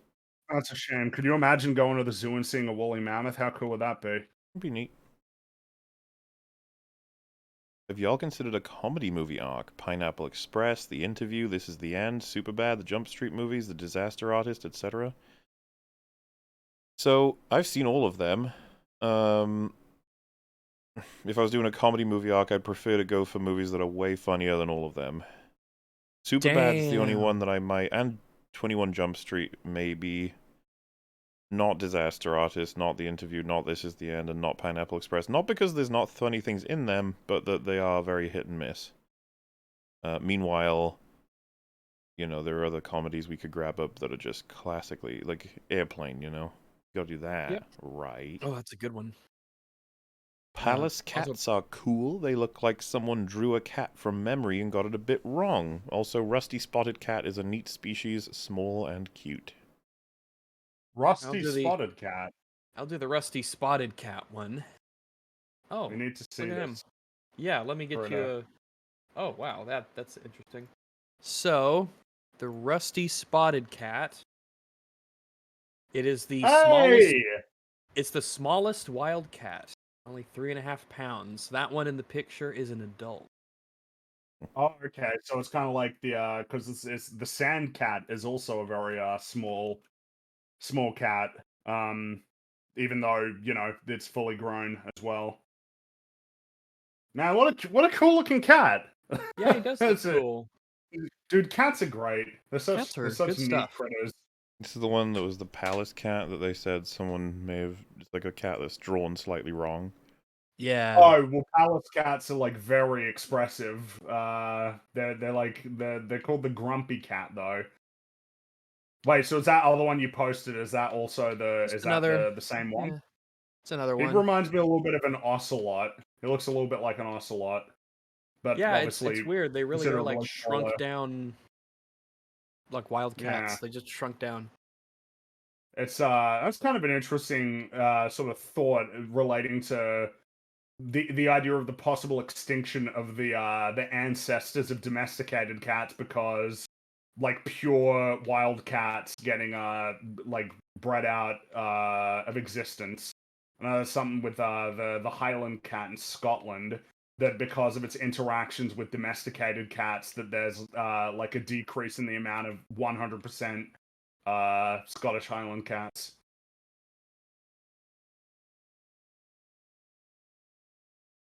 There are red foxes in Australia. Yes, I saw one actually Oh, like not too long ago. I was driving. It was late at night and I just saw him there. I was like, wow, I don't feel like I've seen a fox for a long time. You don't see them, but there are a lot of them. I think there's like nearly 10 million of them in Australia. One of the most destructive invasive species on this continent. Hmm. But that's all. foxes are neat critters. Shame about them killing all of the native wildlife, though. Fringy and Meme need to launch a channel reviewing the fauna of their homeland in their baseline voices, I guess. Call it Oszmr. What does it look like to review them? Because I mean, obviously, I got favorites, but I feel like all of them have aspects of them that are interesting. Well then, And review that. I'll be honest, I wouldn't be that interested in talking about any of the insects really. It'd all be reserved for the marsupials and birds. Hmm. What's your guys' favorite Australian animal that you've heard of and are familiar with? Hmm.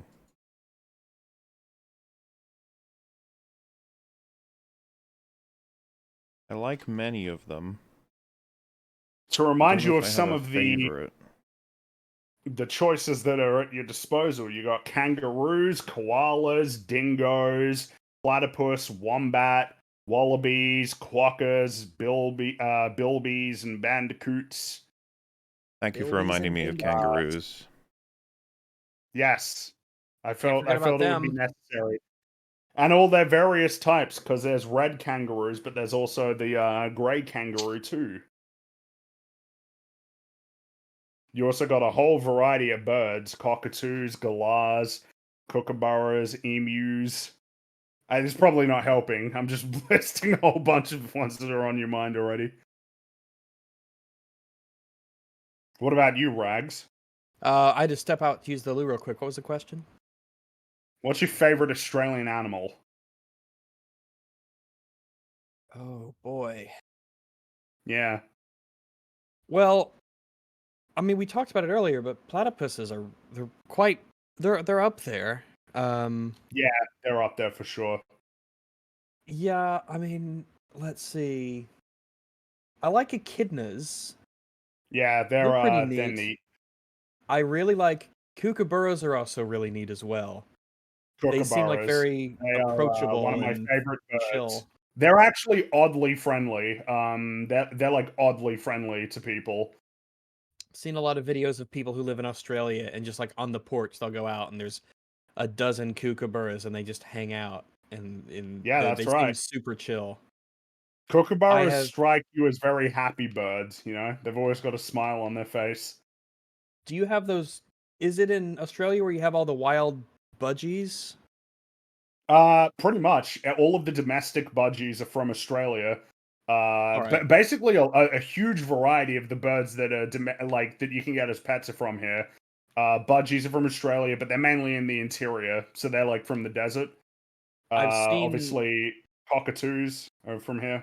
because I've seen like kind of like the kookaburras. I've seen wild budgies and like swarms essentially, and they'll be all over like a car, and the guy will just be standing by the car, and they're just swarmed with these greenish, yellowish budgies, and he'll just like pick one up and hold it, and they'll just be like super chill.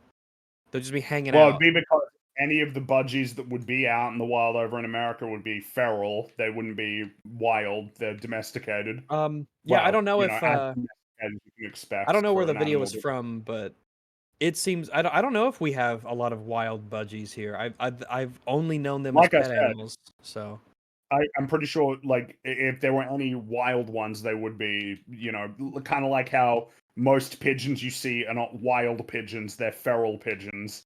They're descendants of the domesticated pigeon. yeah, we get a lot of pigeons here, and doves often kind of go hand in hand. Hang out in cities, eat Hmm. crumbs, mildly fly away if someone sort of comes near, but you know, I nothing mean, exciting. obviously, Just want to keep to up sort of throw appearances. my hat in, I love a lot of Australian animals. It is pretty hard to beat koalas. They're kind of amazing, even though they're pretty slow and they don't do a whole lot. They're just pretty swell critters. They put a smile on your face.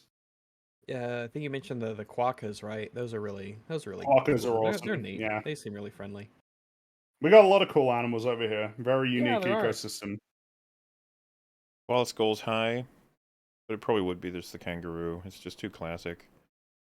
It is the Kangaroos classic are Australian animal. Yeah. pretty hype. They are pretty hype. Obviously, shout out to wombats. They're really That's right, cool. yeah. Uh, they're really cool. And yeah, if it was birds, kookaburras probably, dude. Kookaburras are so cool. I love them. They're great. But One of the also, movies. our crows and magpies. I like them.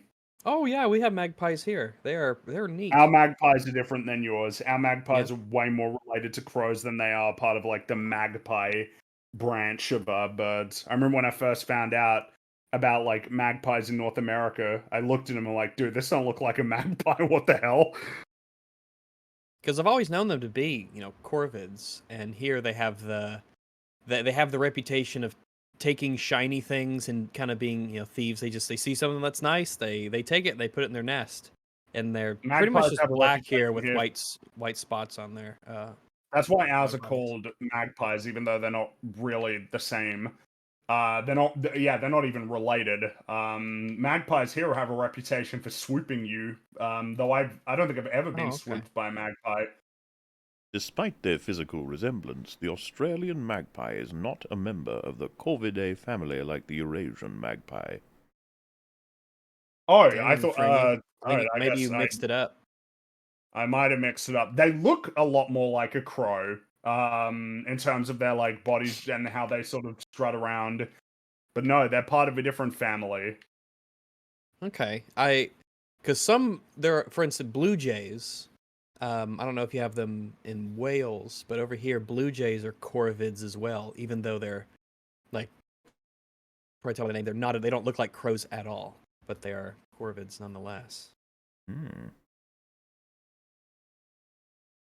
Wait, Skyrim has furries? I can see why it's more popular than Starfield now. Damn. I mean, it is popular for many reasons. You can From always what I've mod heard. it in anyway, right? That's true. Yeah, people have done that with Cyberpunk and all sorts of stuff. Yeah, you've got the Khajiit in the Elder Scrolls series. I think you have the Khajiit, you have the Argonians and their lizards. I think those are the only beast races. I think they call them. But one thing I guess in a similar vein, if I was making a brand new science fiction universe / world and I had Bethesda money and budget and backing, of course I'm putting aliens into it. Like, obviously I am. We could do some cool stuff with aliens in it. Like, we have Mass Effect or Star Trek, and we have these science fiction settings that have all these cool, interesting aliens in them. And Starfield's just all people. And I'm like, okay, well, all right. That's fine. That's fine. But, okay. You know, I guess you didn't have to. You could have. You could have. Could have, but you didn't. So, okay. Puss is just orange cat behavior. Yes, What? most orange cats do what Puss gets up to. It's true. Say weird the way Rachel Zegler does. How she does it. Oh, that's how she said it, right? Weird. Yeah. Weird. My take. A racist cat made this video. Oh my god.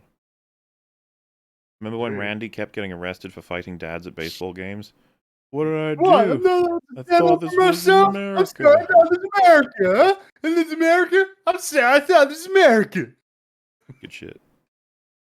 When's the last adventurous real-world thing you did, and how did it go? It's a good question. The last adventurous real-world thing that you did. I don't feel like I've done anything in a while that qualifies as adventurous. It feels weird to describe any of the places I've been to as adventurous. I mean, I went to the... Yeah, that's the thing. Like, I went to the beach last year.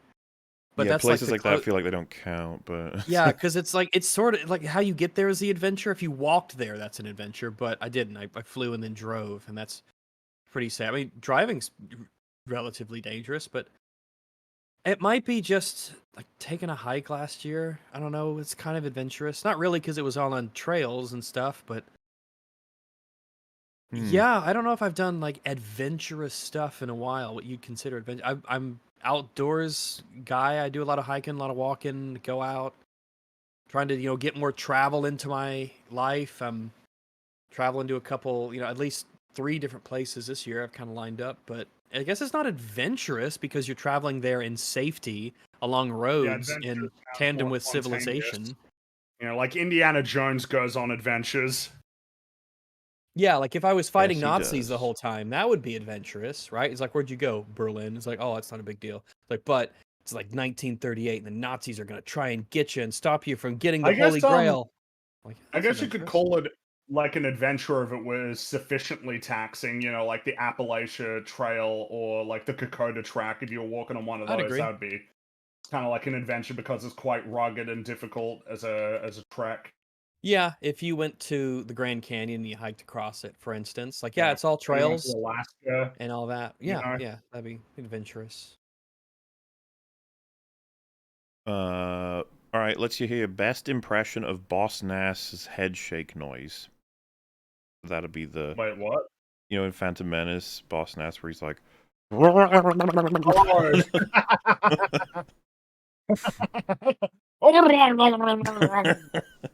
I think you really gotta you kind of have to take off your headset a little bit so you can shake your head. I think I do, because I was like, careful with the headset.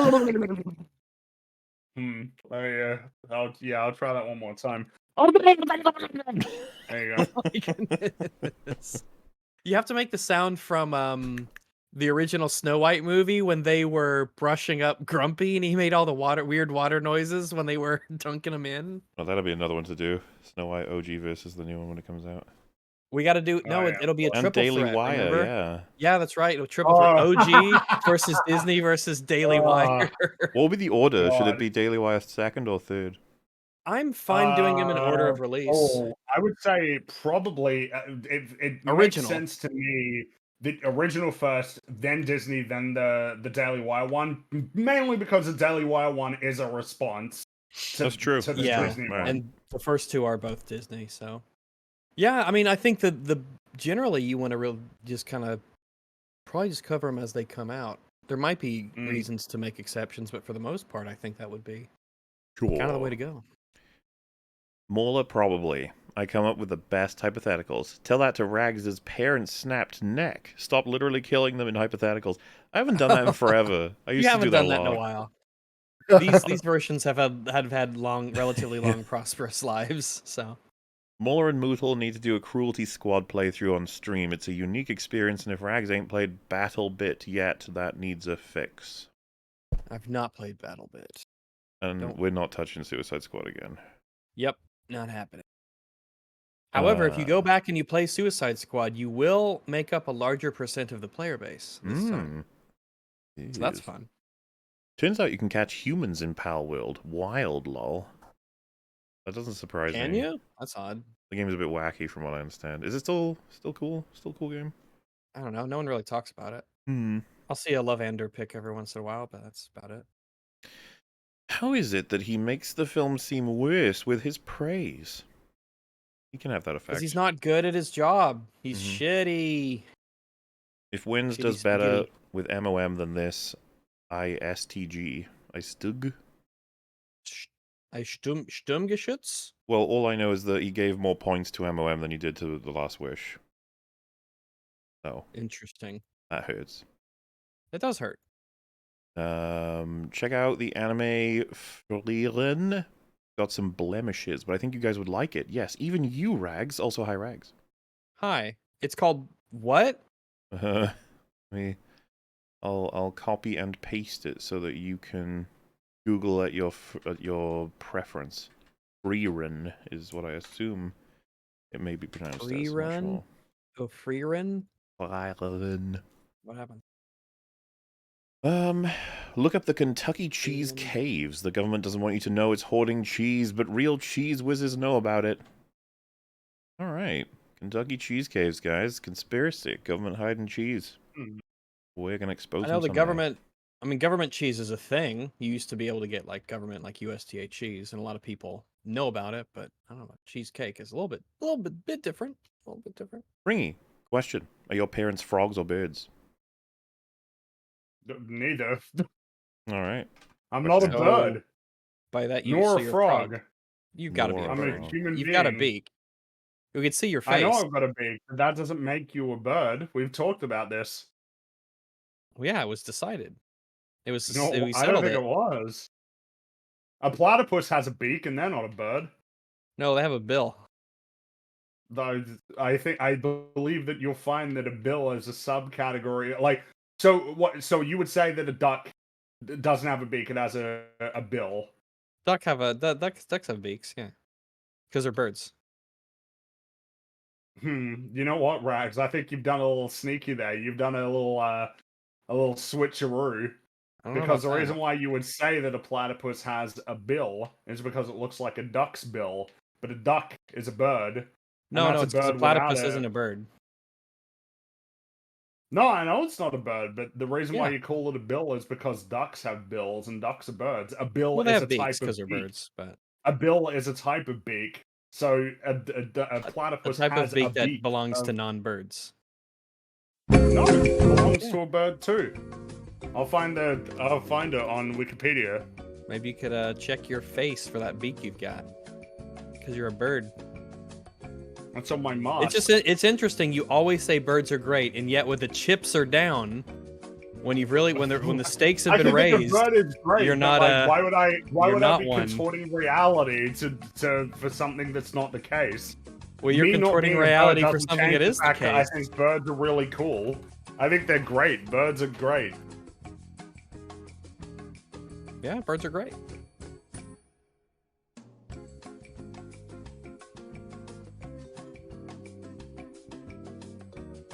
Did you discover what you were looking for, Fringy, or are we...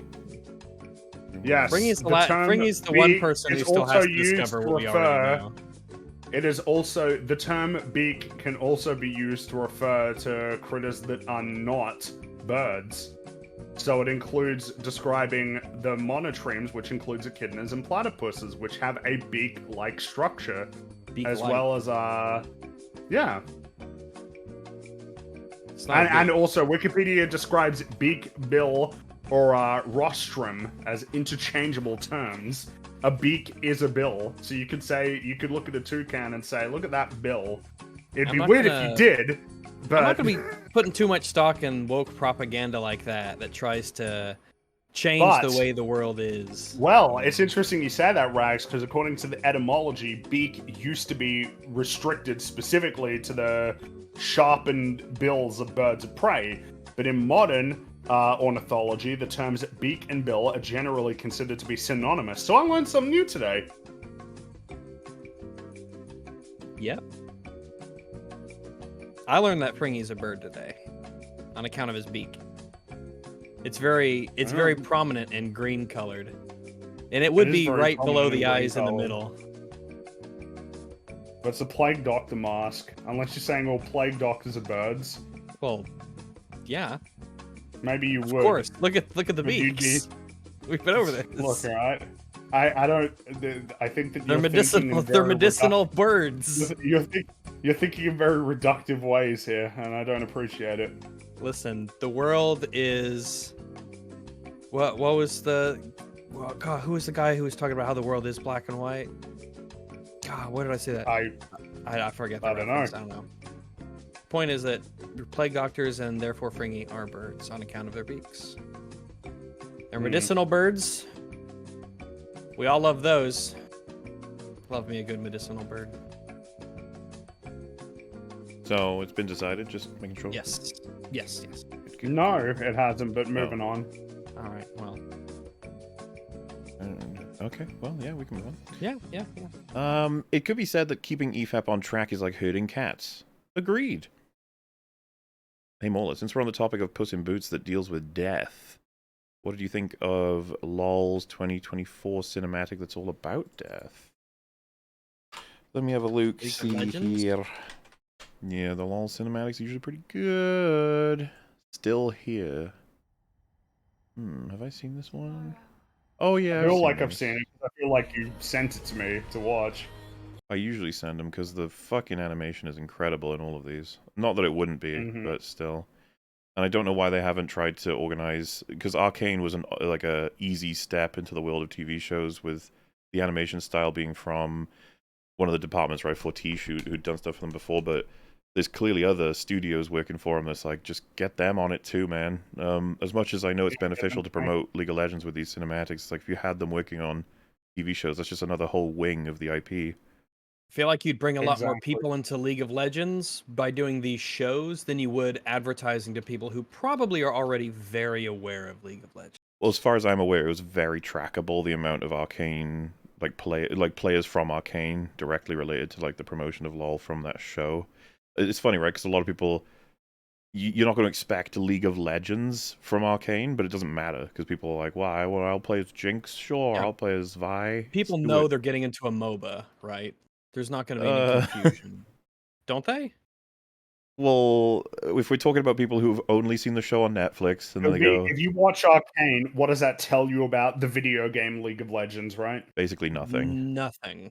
Yeah, exactly. However, there are people... Well, I think the interesting aspect is all of the ex-LOL players who are basically done with the game, watching the show because they are familiar with the IP, and then being like, fuck it, I'll go play that again, which is exactly what me and Mel did. Yeah. I mean, that happens a lot. Yeah, I got back into playing games because sometimes I just see someone talking about it. I see a recommended video. I see whatever it is. And I'm like, you know what? I'm going to go back and play some more StarCraft 2, or I'm going to go play some more Risk of Rain 2, or things of that nature. Sometimes that's all it really takes. And you're like, give this whole thing a shot. I haven't thought about it in a while. Yes. I would say that I remember New Dawn being my favorite, I think. But which is the one... There is a shot, and it's funny because I think I'm not even fully remembering the names of the characters, but I think it's Camille and someone else. He's got like mines all over this place, and they're all getting set off, but she dodges them all and comes at him, and he like bows to her before she kills him. It was like one of the most striking visuals ever for me, of just like, damn, that's really cool. I feel like I haven't seen it before. I'm gonna look for it while we answer more questions. But as for my opinions on the 2024 cinematic, I think it looks amazing. I didn't sort of look into it in terms of meaning or the song. I probably just enjoyed it, I'm afraid. But I cared more about them when I was more into the game, you see. Now I will wait for an EFAP Animal Rescue charity stream. I could see us doing that at some point. Not a bad idea. Not a bad idea.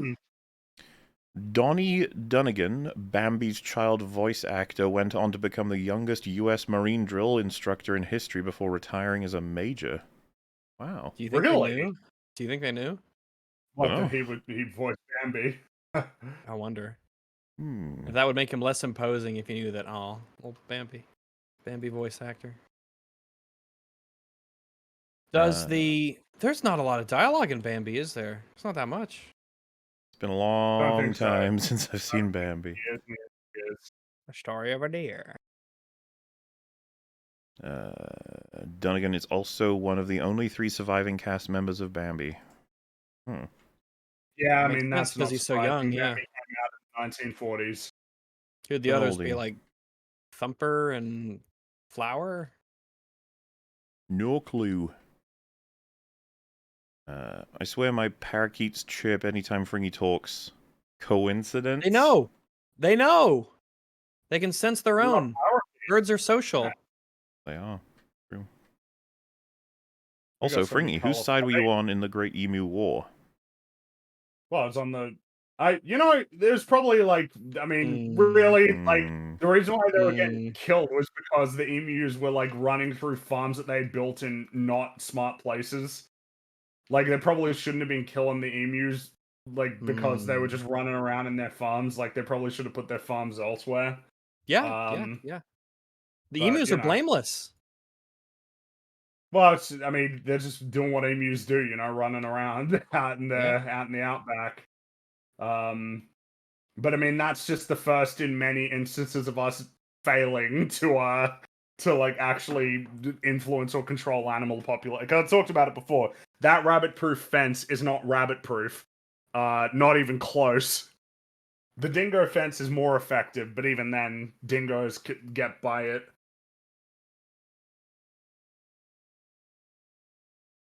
What are your thoughts on the Blue Eye Samurai? Haven't seen it. I have no clue. Not watched it, I'm afraid. I've seen it plenty recommended by many people. Also, boned cheese or boneless? Ooh, I prefer my cheese boneless. I like a good boneless cheese. I like eating off the bone myself. So. Yeah, I think it depends on what cut of the cheese that you do, because some cheese, the cut is really good to eat off the bone, and some cheese is just, nice and lean as it is. It's really good. It's my favorite part of the cow, oftentimes. First live EFAP since November. Just graduated from Air Force Basic, so happy to be back and to catch up on all the missed content. I think we acknowledged this live because we had recently read the super chat of him saying he was leaving, which was right. very hilarious. Glad he made it back. Hope you had a good time. Yeah, hope you made lots of friends and you got to fly around on some cool planes, or maybe you just fixed the planes, or maybe you're the cafeteria guy. Everyone matters. It all adds up. Grandma is the antagonist in Encanto, and the whole point is she's misunderstood, and Wins calls it a no-villain problem. Disrespect. I have not seen Encanto. Well, he called I it have a not no-villain either. problem, but then he also said that she was the villain. But it sounds like the comment saying, well, she wasn't actually the villain. But I've heard that, I've seen the clips for the music, but I haven't seen the film. I'm not that interested in watching it, honestly. I mean, well, I'm not against it. I haven't heard much of a recommendation for it that much, I remember it was getting talked about like a decent bit when it came out, but I feel like that was a case where the sort of feeling about it did change a bit after some time. That people started that it was less positive as time went on.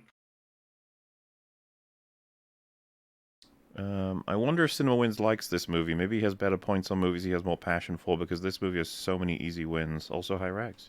Hello. I will say, all of his videos I've seen are pretty shit, but there is that. I would also go as far as saying that it's weird because he clearly did have to cover it.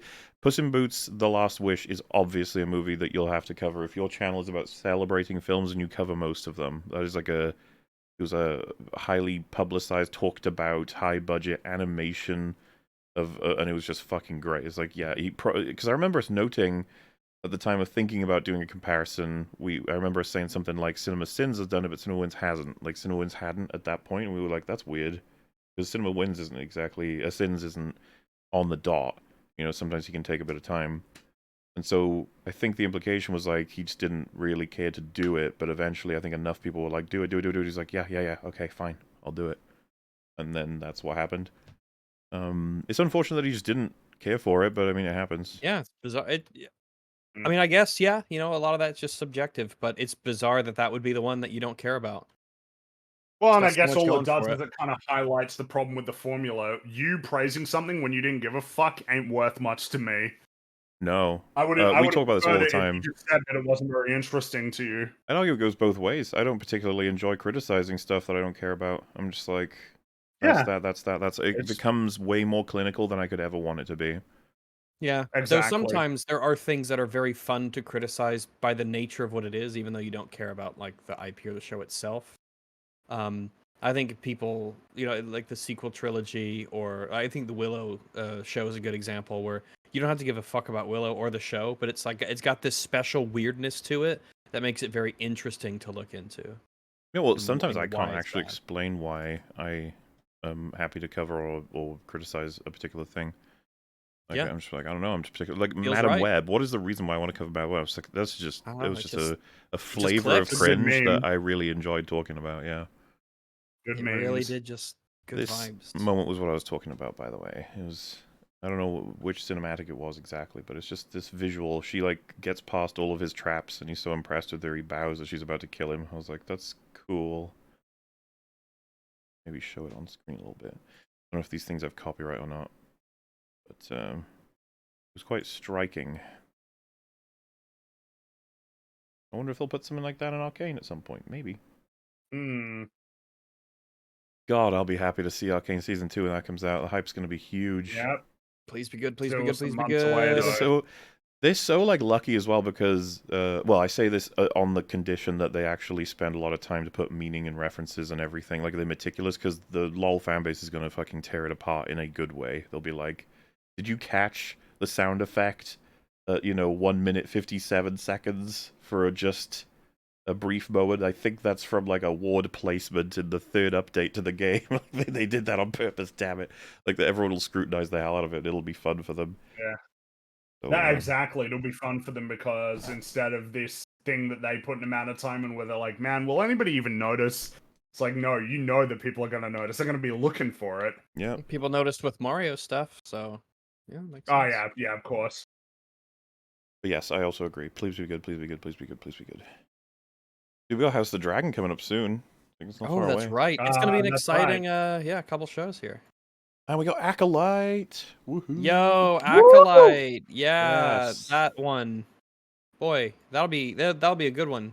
Did you see that poster where it was a lightsaber, but instead of being light, it was blood? Oh, wow. Star Wars is back. Whoa. It's so back. Finally. We need more mature storytelling, and we can tell that this is mature because it's blood. It's blood. Blood, yes. Hi, what Shrek / Puss in Boots characters do you most identify with, and why? Most identify with? Oh, Gingy. gosh, I don't know. Gingy. I honestly don't know. I mean, obviously, I think we all identify with Shrek in our own way, just kind of wanting to be left alone, not necessarily wanting to get in everybody else's Dude, business. when you come home and all the fairy tale creatures are just in your swamp, it's so fucked up. You're just like, fuck, go away. This is my house. This is my swamp. Leave me alone. I don't want to be part of this. I just want to grill. Okay. Mm-hmm. And grilling he was. Wouldn't let him. And the follow-up question was, would you prefer Puss in Boots 3 or Shrek 5, and why? Doesn't matter, it's whoever's making them. Yeah, pretty much. Also Puss in Boots 3. Not for me, no. If we get Puss in Boots with his team meeting up with Shrek, and it's made by the people who made Last Wish, I'm totally going with Shrek 5. That is kind of what they're probably setting up for, I assume. Or maybe that's just the time span is, If the question relates more so to who would you prefer be the protagonist of this theoretical film, Shrek or Puss, it's like, The reason I would give room to Shrek is because what would they do with him, considering all the stories that have been told, like, and we're coming back and we're trying to reinvigorate the franchise, possibly. Meanwhile, Puss just had his, like, big movie, you know? I wouldn't mind seeing what they can do with Shrek. Been a while Yeah, since the we've seen Shrek Shrek. reinvigoration. Yeah. Could you fucking imagine a movie with Cinema Wins? Oh, watching a movie with him, sorry. That would be unbearable. Oh, I thought you're Yeah. like, can you imagine a movie with Cinema Wins? I just feel like the Just wait for- conversation afterward would be completely hollow. Yeah, well, their Because examples are anything he said to be quotes. like, well, Yay, a puppy. Oh, look, he's happy. And oh, look, a character spoke. yeah, it's just vacuous. And the whole time I'd be like, do you actually like this, or are you just fucking around? Like, are you bullshitting me? Yeah, because it's a modern movie a lot of times, so he'd be saying, that was shit, mate. And he'd be like, no, it was great when the thing happened, and it was good, and he did all the stuff, and think about what it means, and think about that stuff. Yeah, it would be empty. It'd be an empty conversation where we could never really get into the meat of if it's good or not. Pity. Death is the world's jigsaw. Kind of. I don't know about that. Well, whenever you die, it's not like you're placed in a saw trap, but if they're gonna go nice and broad, then like getting cancer is a form. Can you imagine if Jigsaw was like, "I have given you cancer. If you don't I will not allow you to have access to chemotherapy if you do not, whatever." I was denied chemotherapy, and so will you, so that you know what it's like. That's something they never did in Saw. Have someone be like, you know what? Fuck you. I don't even want to live. Blow me up. And he's like, there's a lot of things they didn't do in Saw. Yeah, but Saw, there's some of them that, I would give it to Saw 6 that they would have done some of the things that they've never done. Some of the things. Saw 6 is the one that stands out. Carousel Trap, Goat. Yeah, dude, that's the best one. They're like not even close. You guys should watch the Media Musings Analysis of Death. Why did you say that? Medea. Listen, you should watch the Medea films. Sometimes I read the better versions of Superchats, okay? That's what happens. I invent better worlds. All right. What do they truly say? Watch the Media Musings Analysis of Death. I think it would make you quite happy after this disaster. I mean, yeah, we could do that at some point. He gave Rise of Skywalker more wins. Oh, ouch. That's sad. Ouchies. Ouchies. That's sad. That is sad. While not a position I hold, someone could describe Death as a villain because his goal amounts to depriving the world of a hero because of that hero's moral failings. I don't know if it sits well with anyone that calling Death a villain. It just...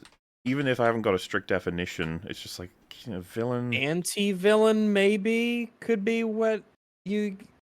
But I don't know... What do you call forces of nature? Because, like Final Destination, is Death a villain in that, or is it still kind of just like a thing that exists that's doing stuff? I think Death can go either ways. Like, if it's trying to go out and get people because it just loves killing, and that's just what it is, then that, I think, can be called villainous. But if it's just like, yeah, things just die, and that's what I got to do, then that seems just more antagonistic. I think it's attitudes and the feel like everyone might determine it. Happy to refer to Death in Puss in Boots: The Last Wish as an antagonist. I prefer to call him an antagonist. He is an antagonist for sure in terms of the purpose he serves in the story, but villain doesn't seem like the right term. Just feels wrong a bit, yeah. And I don't mean it metaphorically or hypothetically or theoretically or poetically or any other fancy way. I'm Death. Straight up. Yeah, it's pretty fun. Almost like he tried to be this bad. Cinema Wins? Yes. It feels like you have to put some effort into doing that with that movie. We gave him every chance. Every chance. Should have been so easy and he still messed it up. You all didn't realize how vapid Wins is in a media analysis? I think the most vapid person in the world can still talk about the basic things that the Puss in Boots does well. Could be a matter of what they find really interesting, what they are passionate about, and maybe that, their good qualities kind of shine through in those scenarios, maybe. Or maybe they're just crap. If you want another Cinema Wins video about a good movie that this dude absolutely fails to praise, watch his video about Treasure Planet, Pure Pain. Oh no. Oh. Maybe we should do that after we do an EFAP movies on Treasure Planet. Yeah. Maybe we should. Because I am not against that. I assume you guys wouldn't be either. I'd love to watch Treasure Planet as an EFAP movies and then talk about Cinema Sin Wins and what they have to say about it. So we got a big request here, and luckily for us, I've found a site that has the lyrics so that we're ready to go. Quite an extensive song, but we'll see if it's possible. Fringy, can you please sing "Picking Up Twigs" from Smiling Friends? Those are the lyrics. I don't remember what the song sounds like. Well, give it your best shot. Picking up twigs, picking up twigs. I love picking up twigs. 1 twig, 2 twig, 3 twig, 4. I like twigs and I want some more. There you go. Isn't that cute? Yeah, that's really I can't good. remember that song. I actually can't remember that one. The Halloween episode where he's sent to get the wood. Oh yeah, that's right. Where he was told not to go across the Wickety Bridge. 1 twig, 2 twig, 3 twig, 4. I like twigs and I want some more. I think that's how it goes before the spooky stuff happens. Yeah. Boneless cheese, now boneless sharks. All sharks are boneless. It's true. Have you seen Jujutsu Kaisen anime? If yes, then I would like to know your thoughts. If not, then I would recommend you guys check it out. I have not, I'm afraid. I don't know anything about Jujutsu no Puki. I have never seen it. I hope you did and you liked it. Mm-hmm. I'm sure it was grand. Where has Jay been? Sin should have been here. Jay is on a break. Wish him the best. So, Sin stuff. I don't know how long it's been since there's any coverage of Cinema Sins even. It's been years now, right? Would have been. It has been a while. But we continue because it's important for discovering the truth behind media analysis. It's not about deception. In Shrek 3, he uses a wordy answer to technically not lie, but to deceive Charming. His nose does not grow. Oh, because someone Superchat saying he tricked Prince Charming in Shrek 4, didn't he? Yes, he did. Yeah, he did. Yeah, it was one of the big gags. Huh. Shrek 4? I don't know if I've seen Shrek 4. That's the one with Rumpelstiltskin, right? I haven't seen that one. There was a Shrek the third he did that, right? 4. I thought it was the third one where he did that because I saw that part, but I don't think I've seen Shrek 4. Yeah, I didn't see 4. Third one was with Prince Charming. He was a bad guy. Need to do a watch through of a lot of them. I don't remember anything about Shrek 3, honestly. Shrek the third? Yeah, that's right. The one that was bad. Mm-hmm. I'll have to watch this later because I haven't watched Last Wish. Mashallah, I will get around to watching it. Hi, Rags. Hello. You'll enjoy it. You'll like it. It's big good. Good stuff. Crap on anime tropes, will you, Rags? It makes me smile. Yes, I will. Give me another close-up as they make mouth noises. Do it. Both Cinema Sins and Wins have videos on Lord of the Rings. Just throwing that out there. Interesting. Well, next one to do is probably going to be middle of the road film, not the really 5 out of 10 movie. Forget the Shrek Naissance. We need a Shrekening. Why not both? Dear Cinema Sins, exactly. Everyone is stupider for having listened to you. I award you no points, and may God have mercy on your soul. Yeah, that's fair. Godzilla was great. The familial tones were excellent. The passion, the empathy, the love. I didn't think I could feel such things for Japanese people. Oh. Interesting. Well, now you know you can. You've grown. So that's good. You have grown. The Empire is never more alive than when we sleep.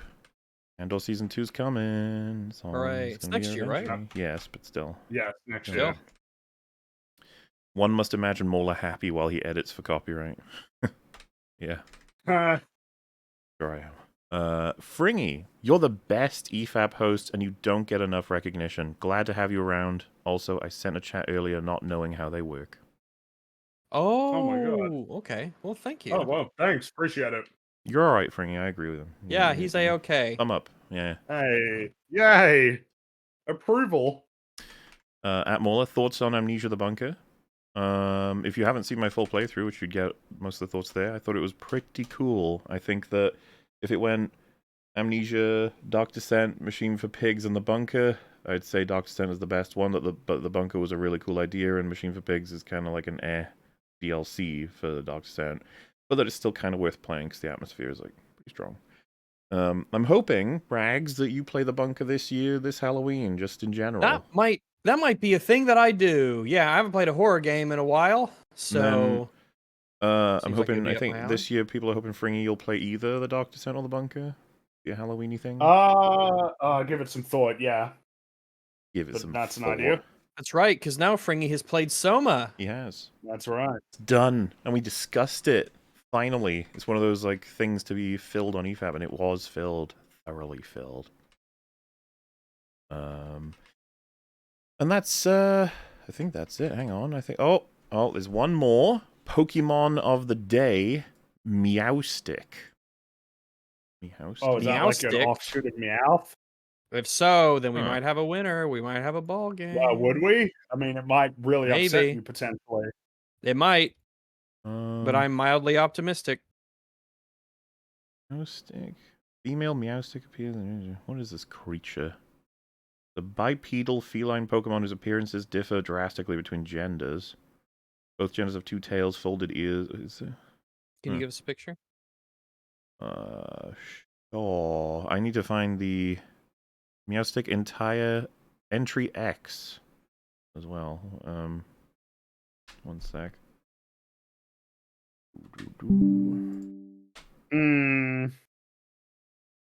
Nah. Yeah, like I feel like we're not really tapping into, you know, Meowth as a... Yeah. So, Meowstic, the OC-ish, constraint Pokemon. When faced with trouble, Meowstic will raise its ears and create enough psychic power to demolish a 10-ton truck. No, I don't believe you. Why? It's Pokemon. I don't remember you. I know they suck out souls and steal children and the forest, and I guess it fits with all the weird ass Pokemon lore that they make. Instead of the Pokemon being like, you know, it's a little aggressive when threatened, it might give you a little nip on the leg. It's like, no. It'll assassinate the Archduke and plunge the world into another global conflict. I don't know what doesn't like the cut of your jib. Demolish a 10-ton truck is almost normal compared to some of those, though. Like, you know, I guess it's weird coming from that, you know? Like, yeah, sucking children's souls out and stuff is like, But, like, it can destroy a 10-ton truck. It's like, you know, Machamp probably has a pretty big punch. Like, this is psychic. Yeah. You know, whatever. I think the thing is that Machamp, he looks like it. There's that, like, you can ground yourself with, oh, yeah, he's got four big arms. He's tall. You can tell he's very, very strong. So if he can crush a truck, it's like, yeah, you know, my brain, you know, I can accept that as being a thing it can do. As much as I understand what you're saying, the psychic ones, you know, I guess if they just, like, what is the properly, like, Alakazam. I would say Alakazam looks like it looks like it could do all that stuff. It has this kind of, like, there's this link between its appearance and its capabilities. Like, you could draw the line. But I don't mind, like, a psychic, really powerful psychic creature not, like, looking like it is. Like, I'm fine with that. I'm not a fan of the design of this one, mainly because it just looks so Like, yeah, it looks really, I'm not a fan. Yeah, we're not tapping into the greatness of Meowth with this one. Mm-hmm. Anyway, that's the final message. Thank you all so much for sending it in. We appreciate it. Hooray! And, we shall see you on the flip side of whatever the next thing may or may not be. But that's right. Goodbye. Goodbye, everybody. See everybody. See you later. See you. Bye bye.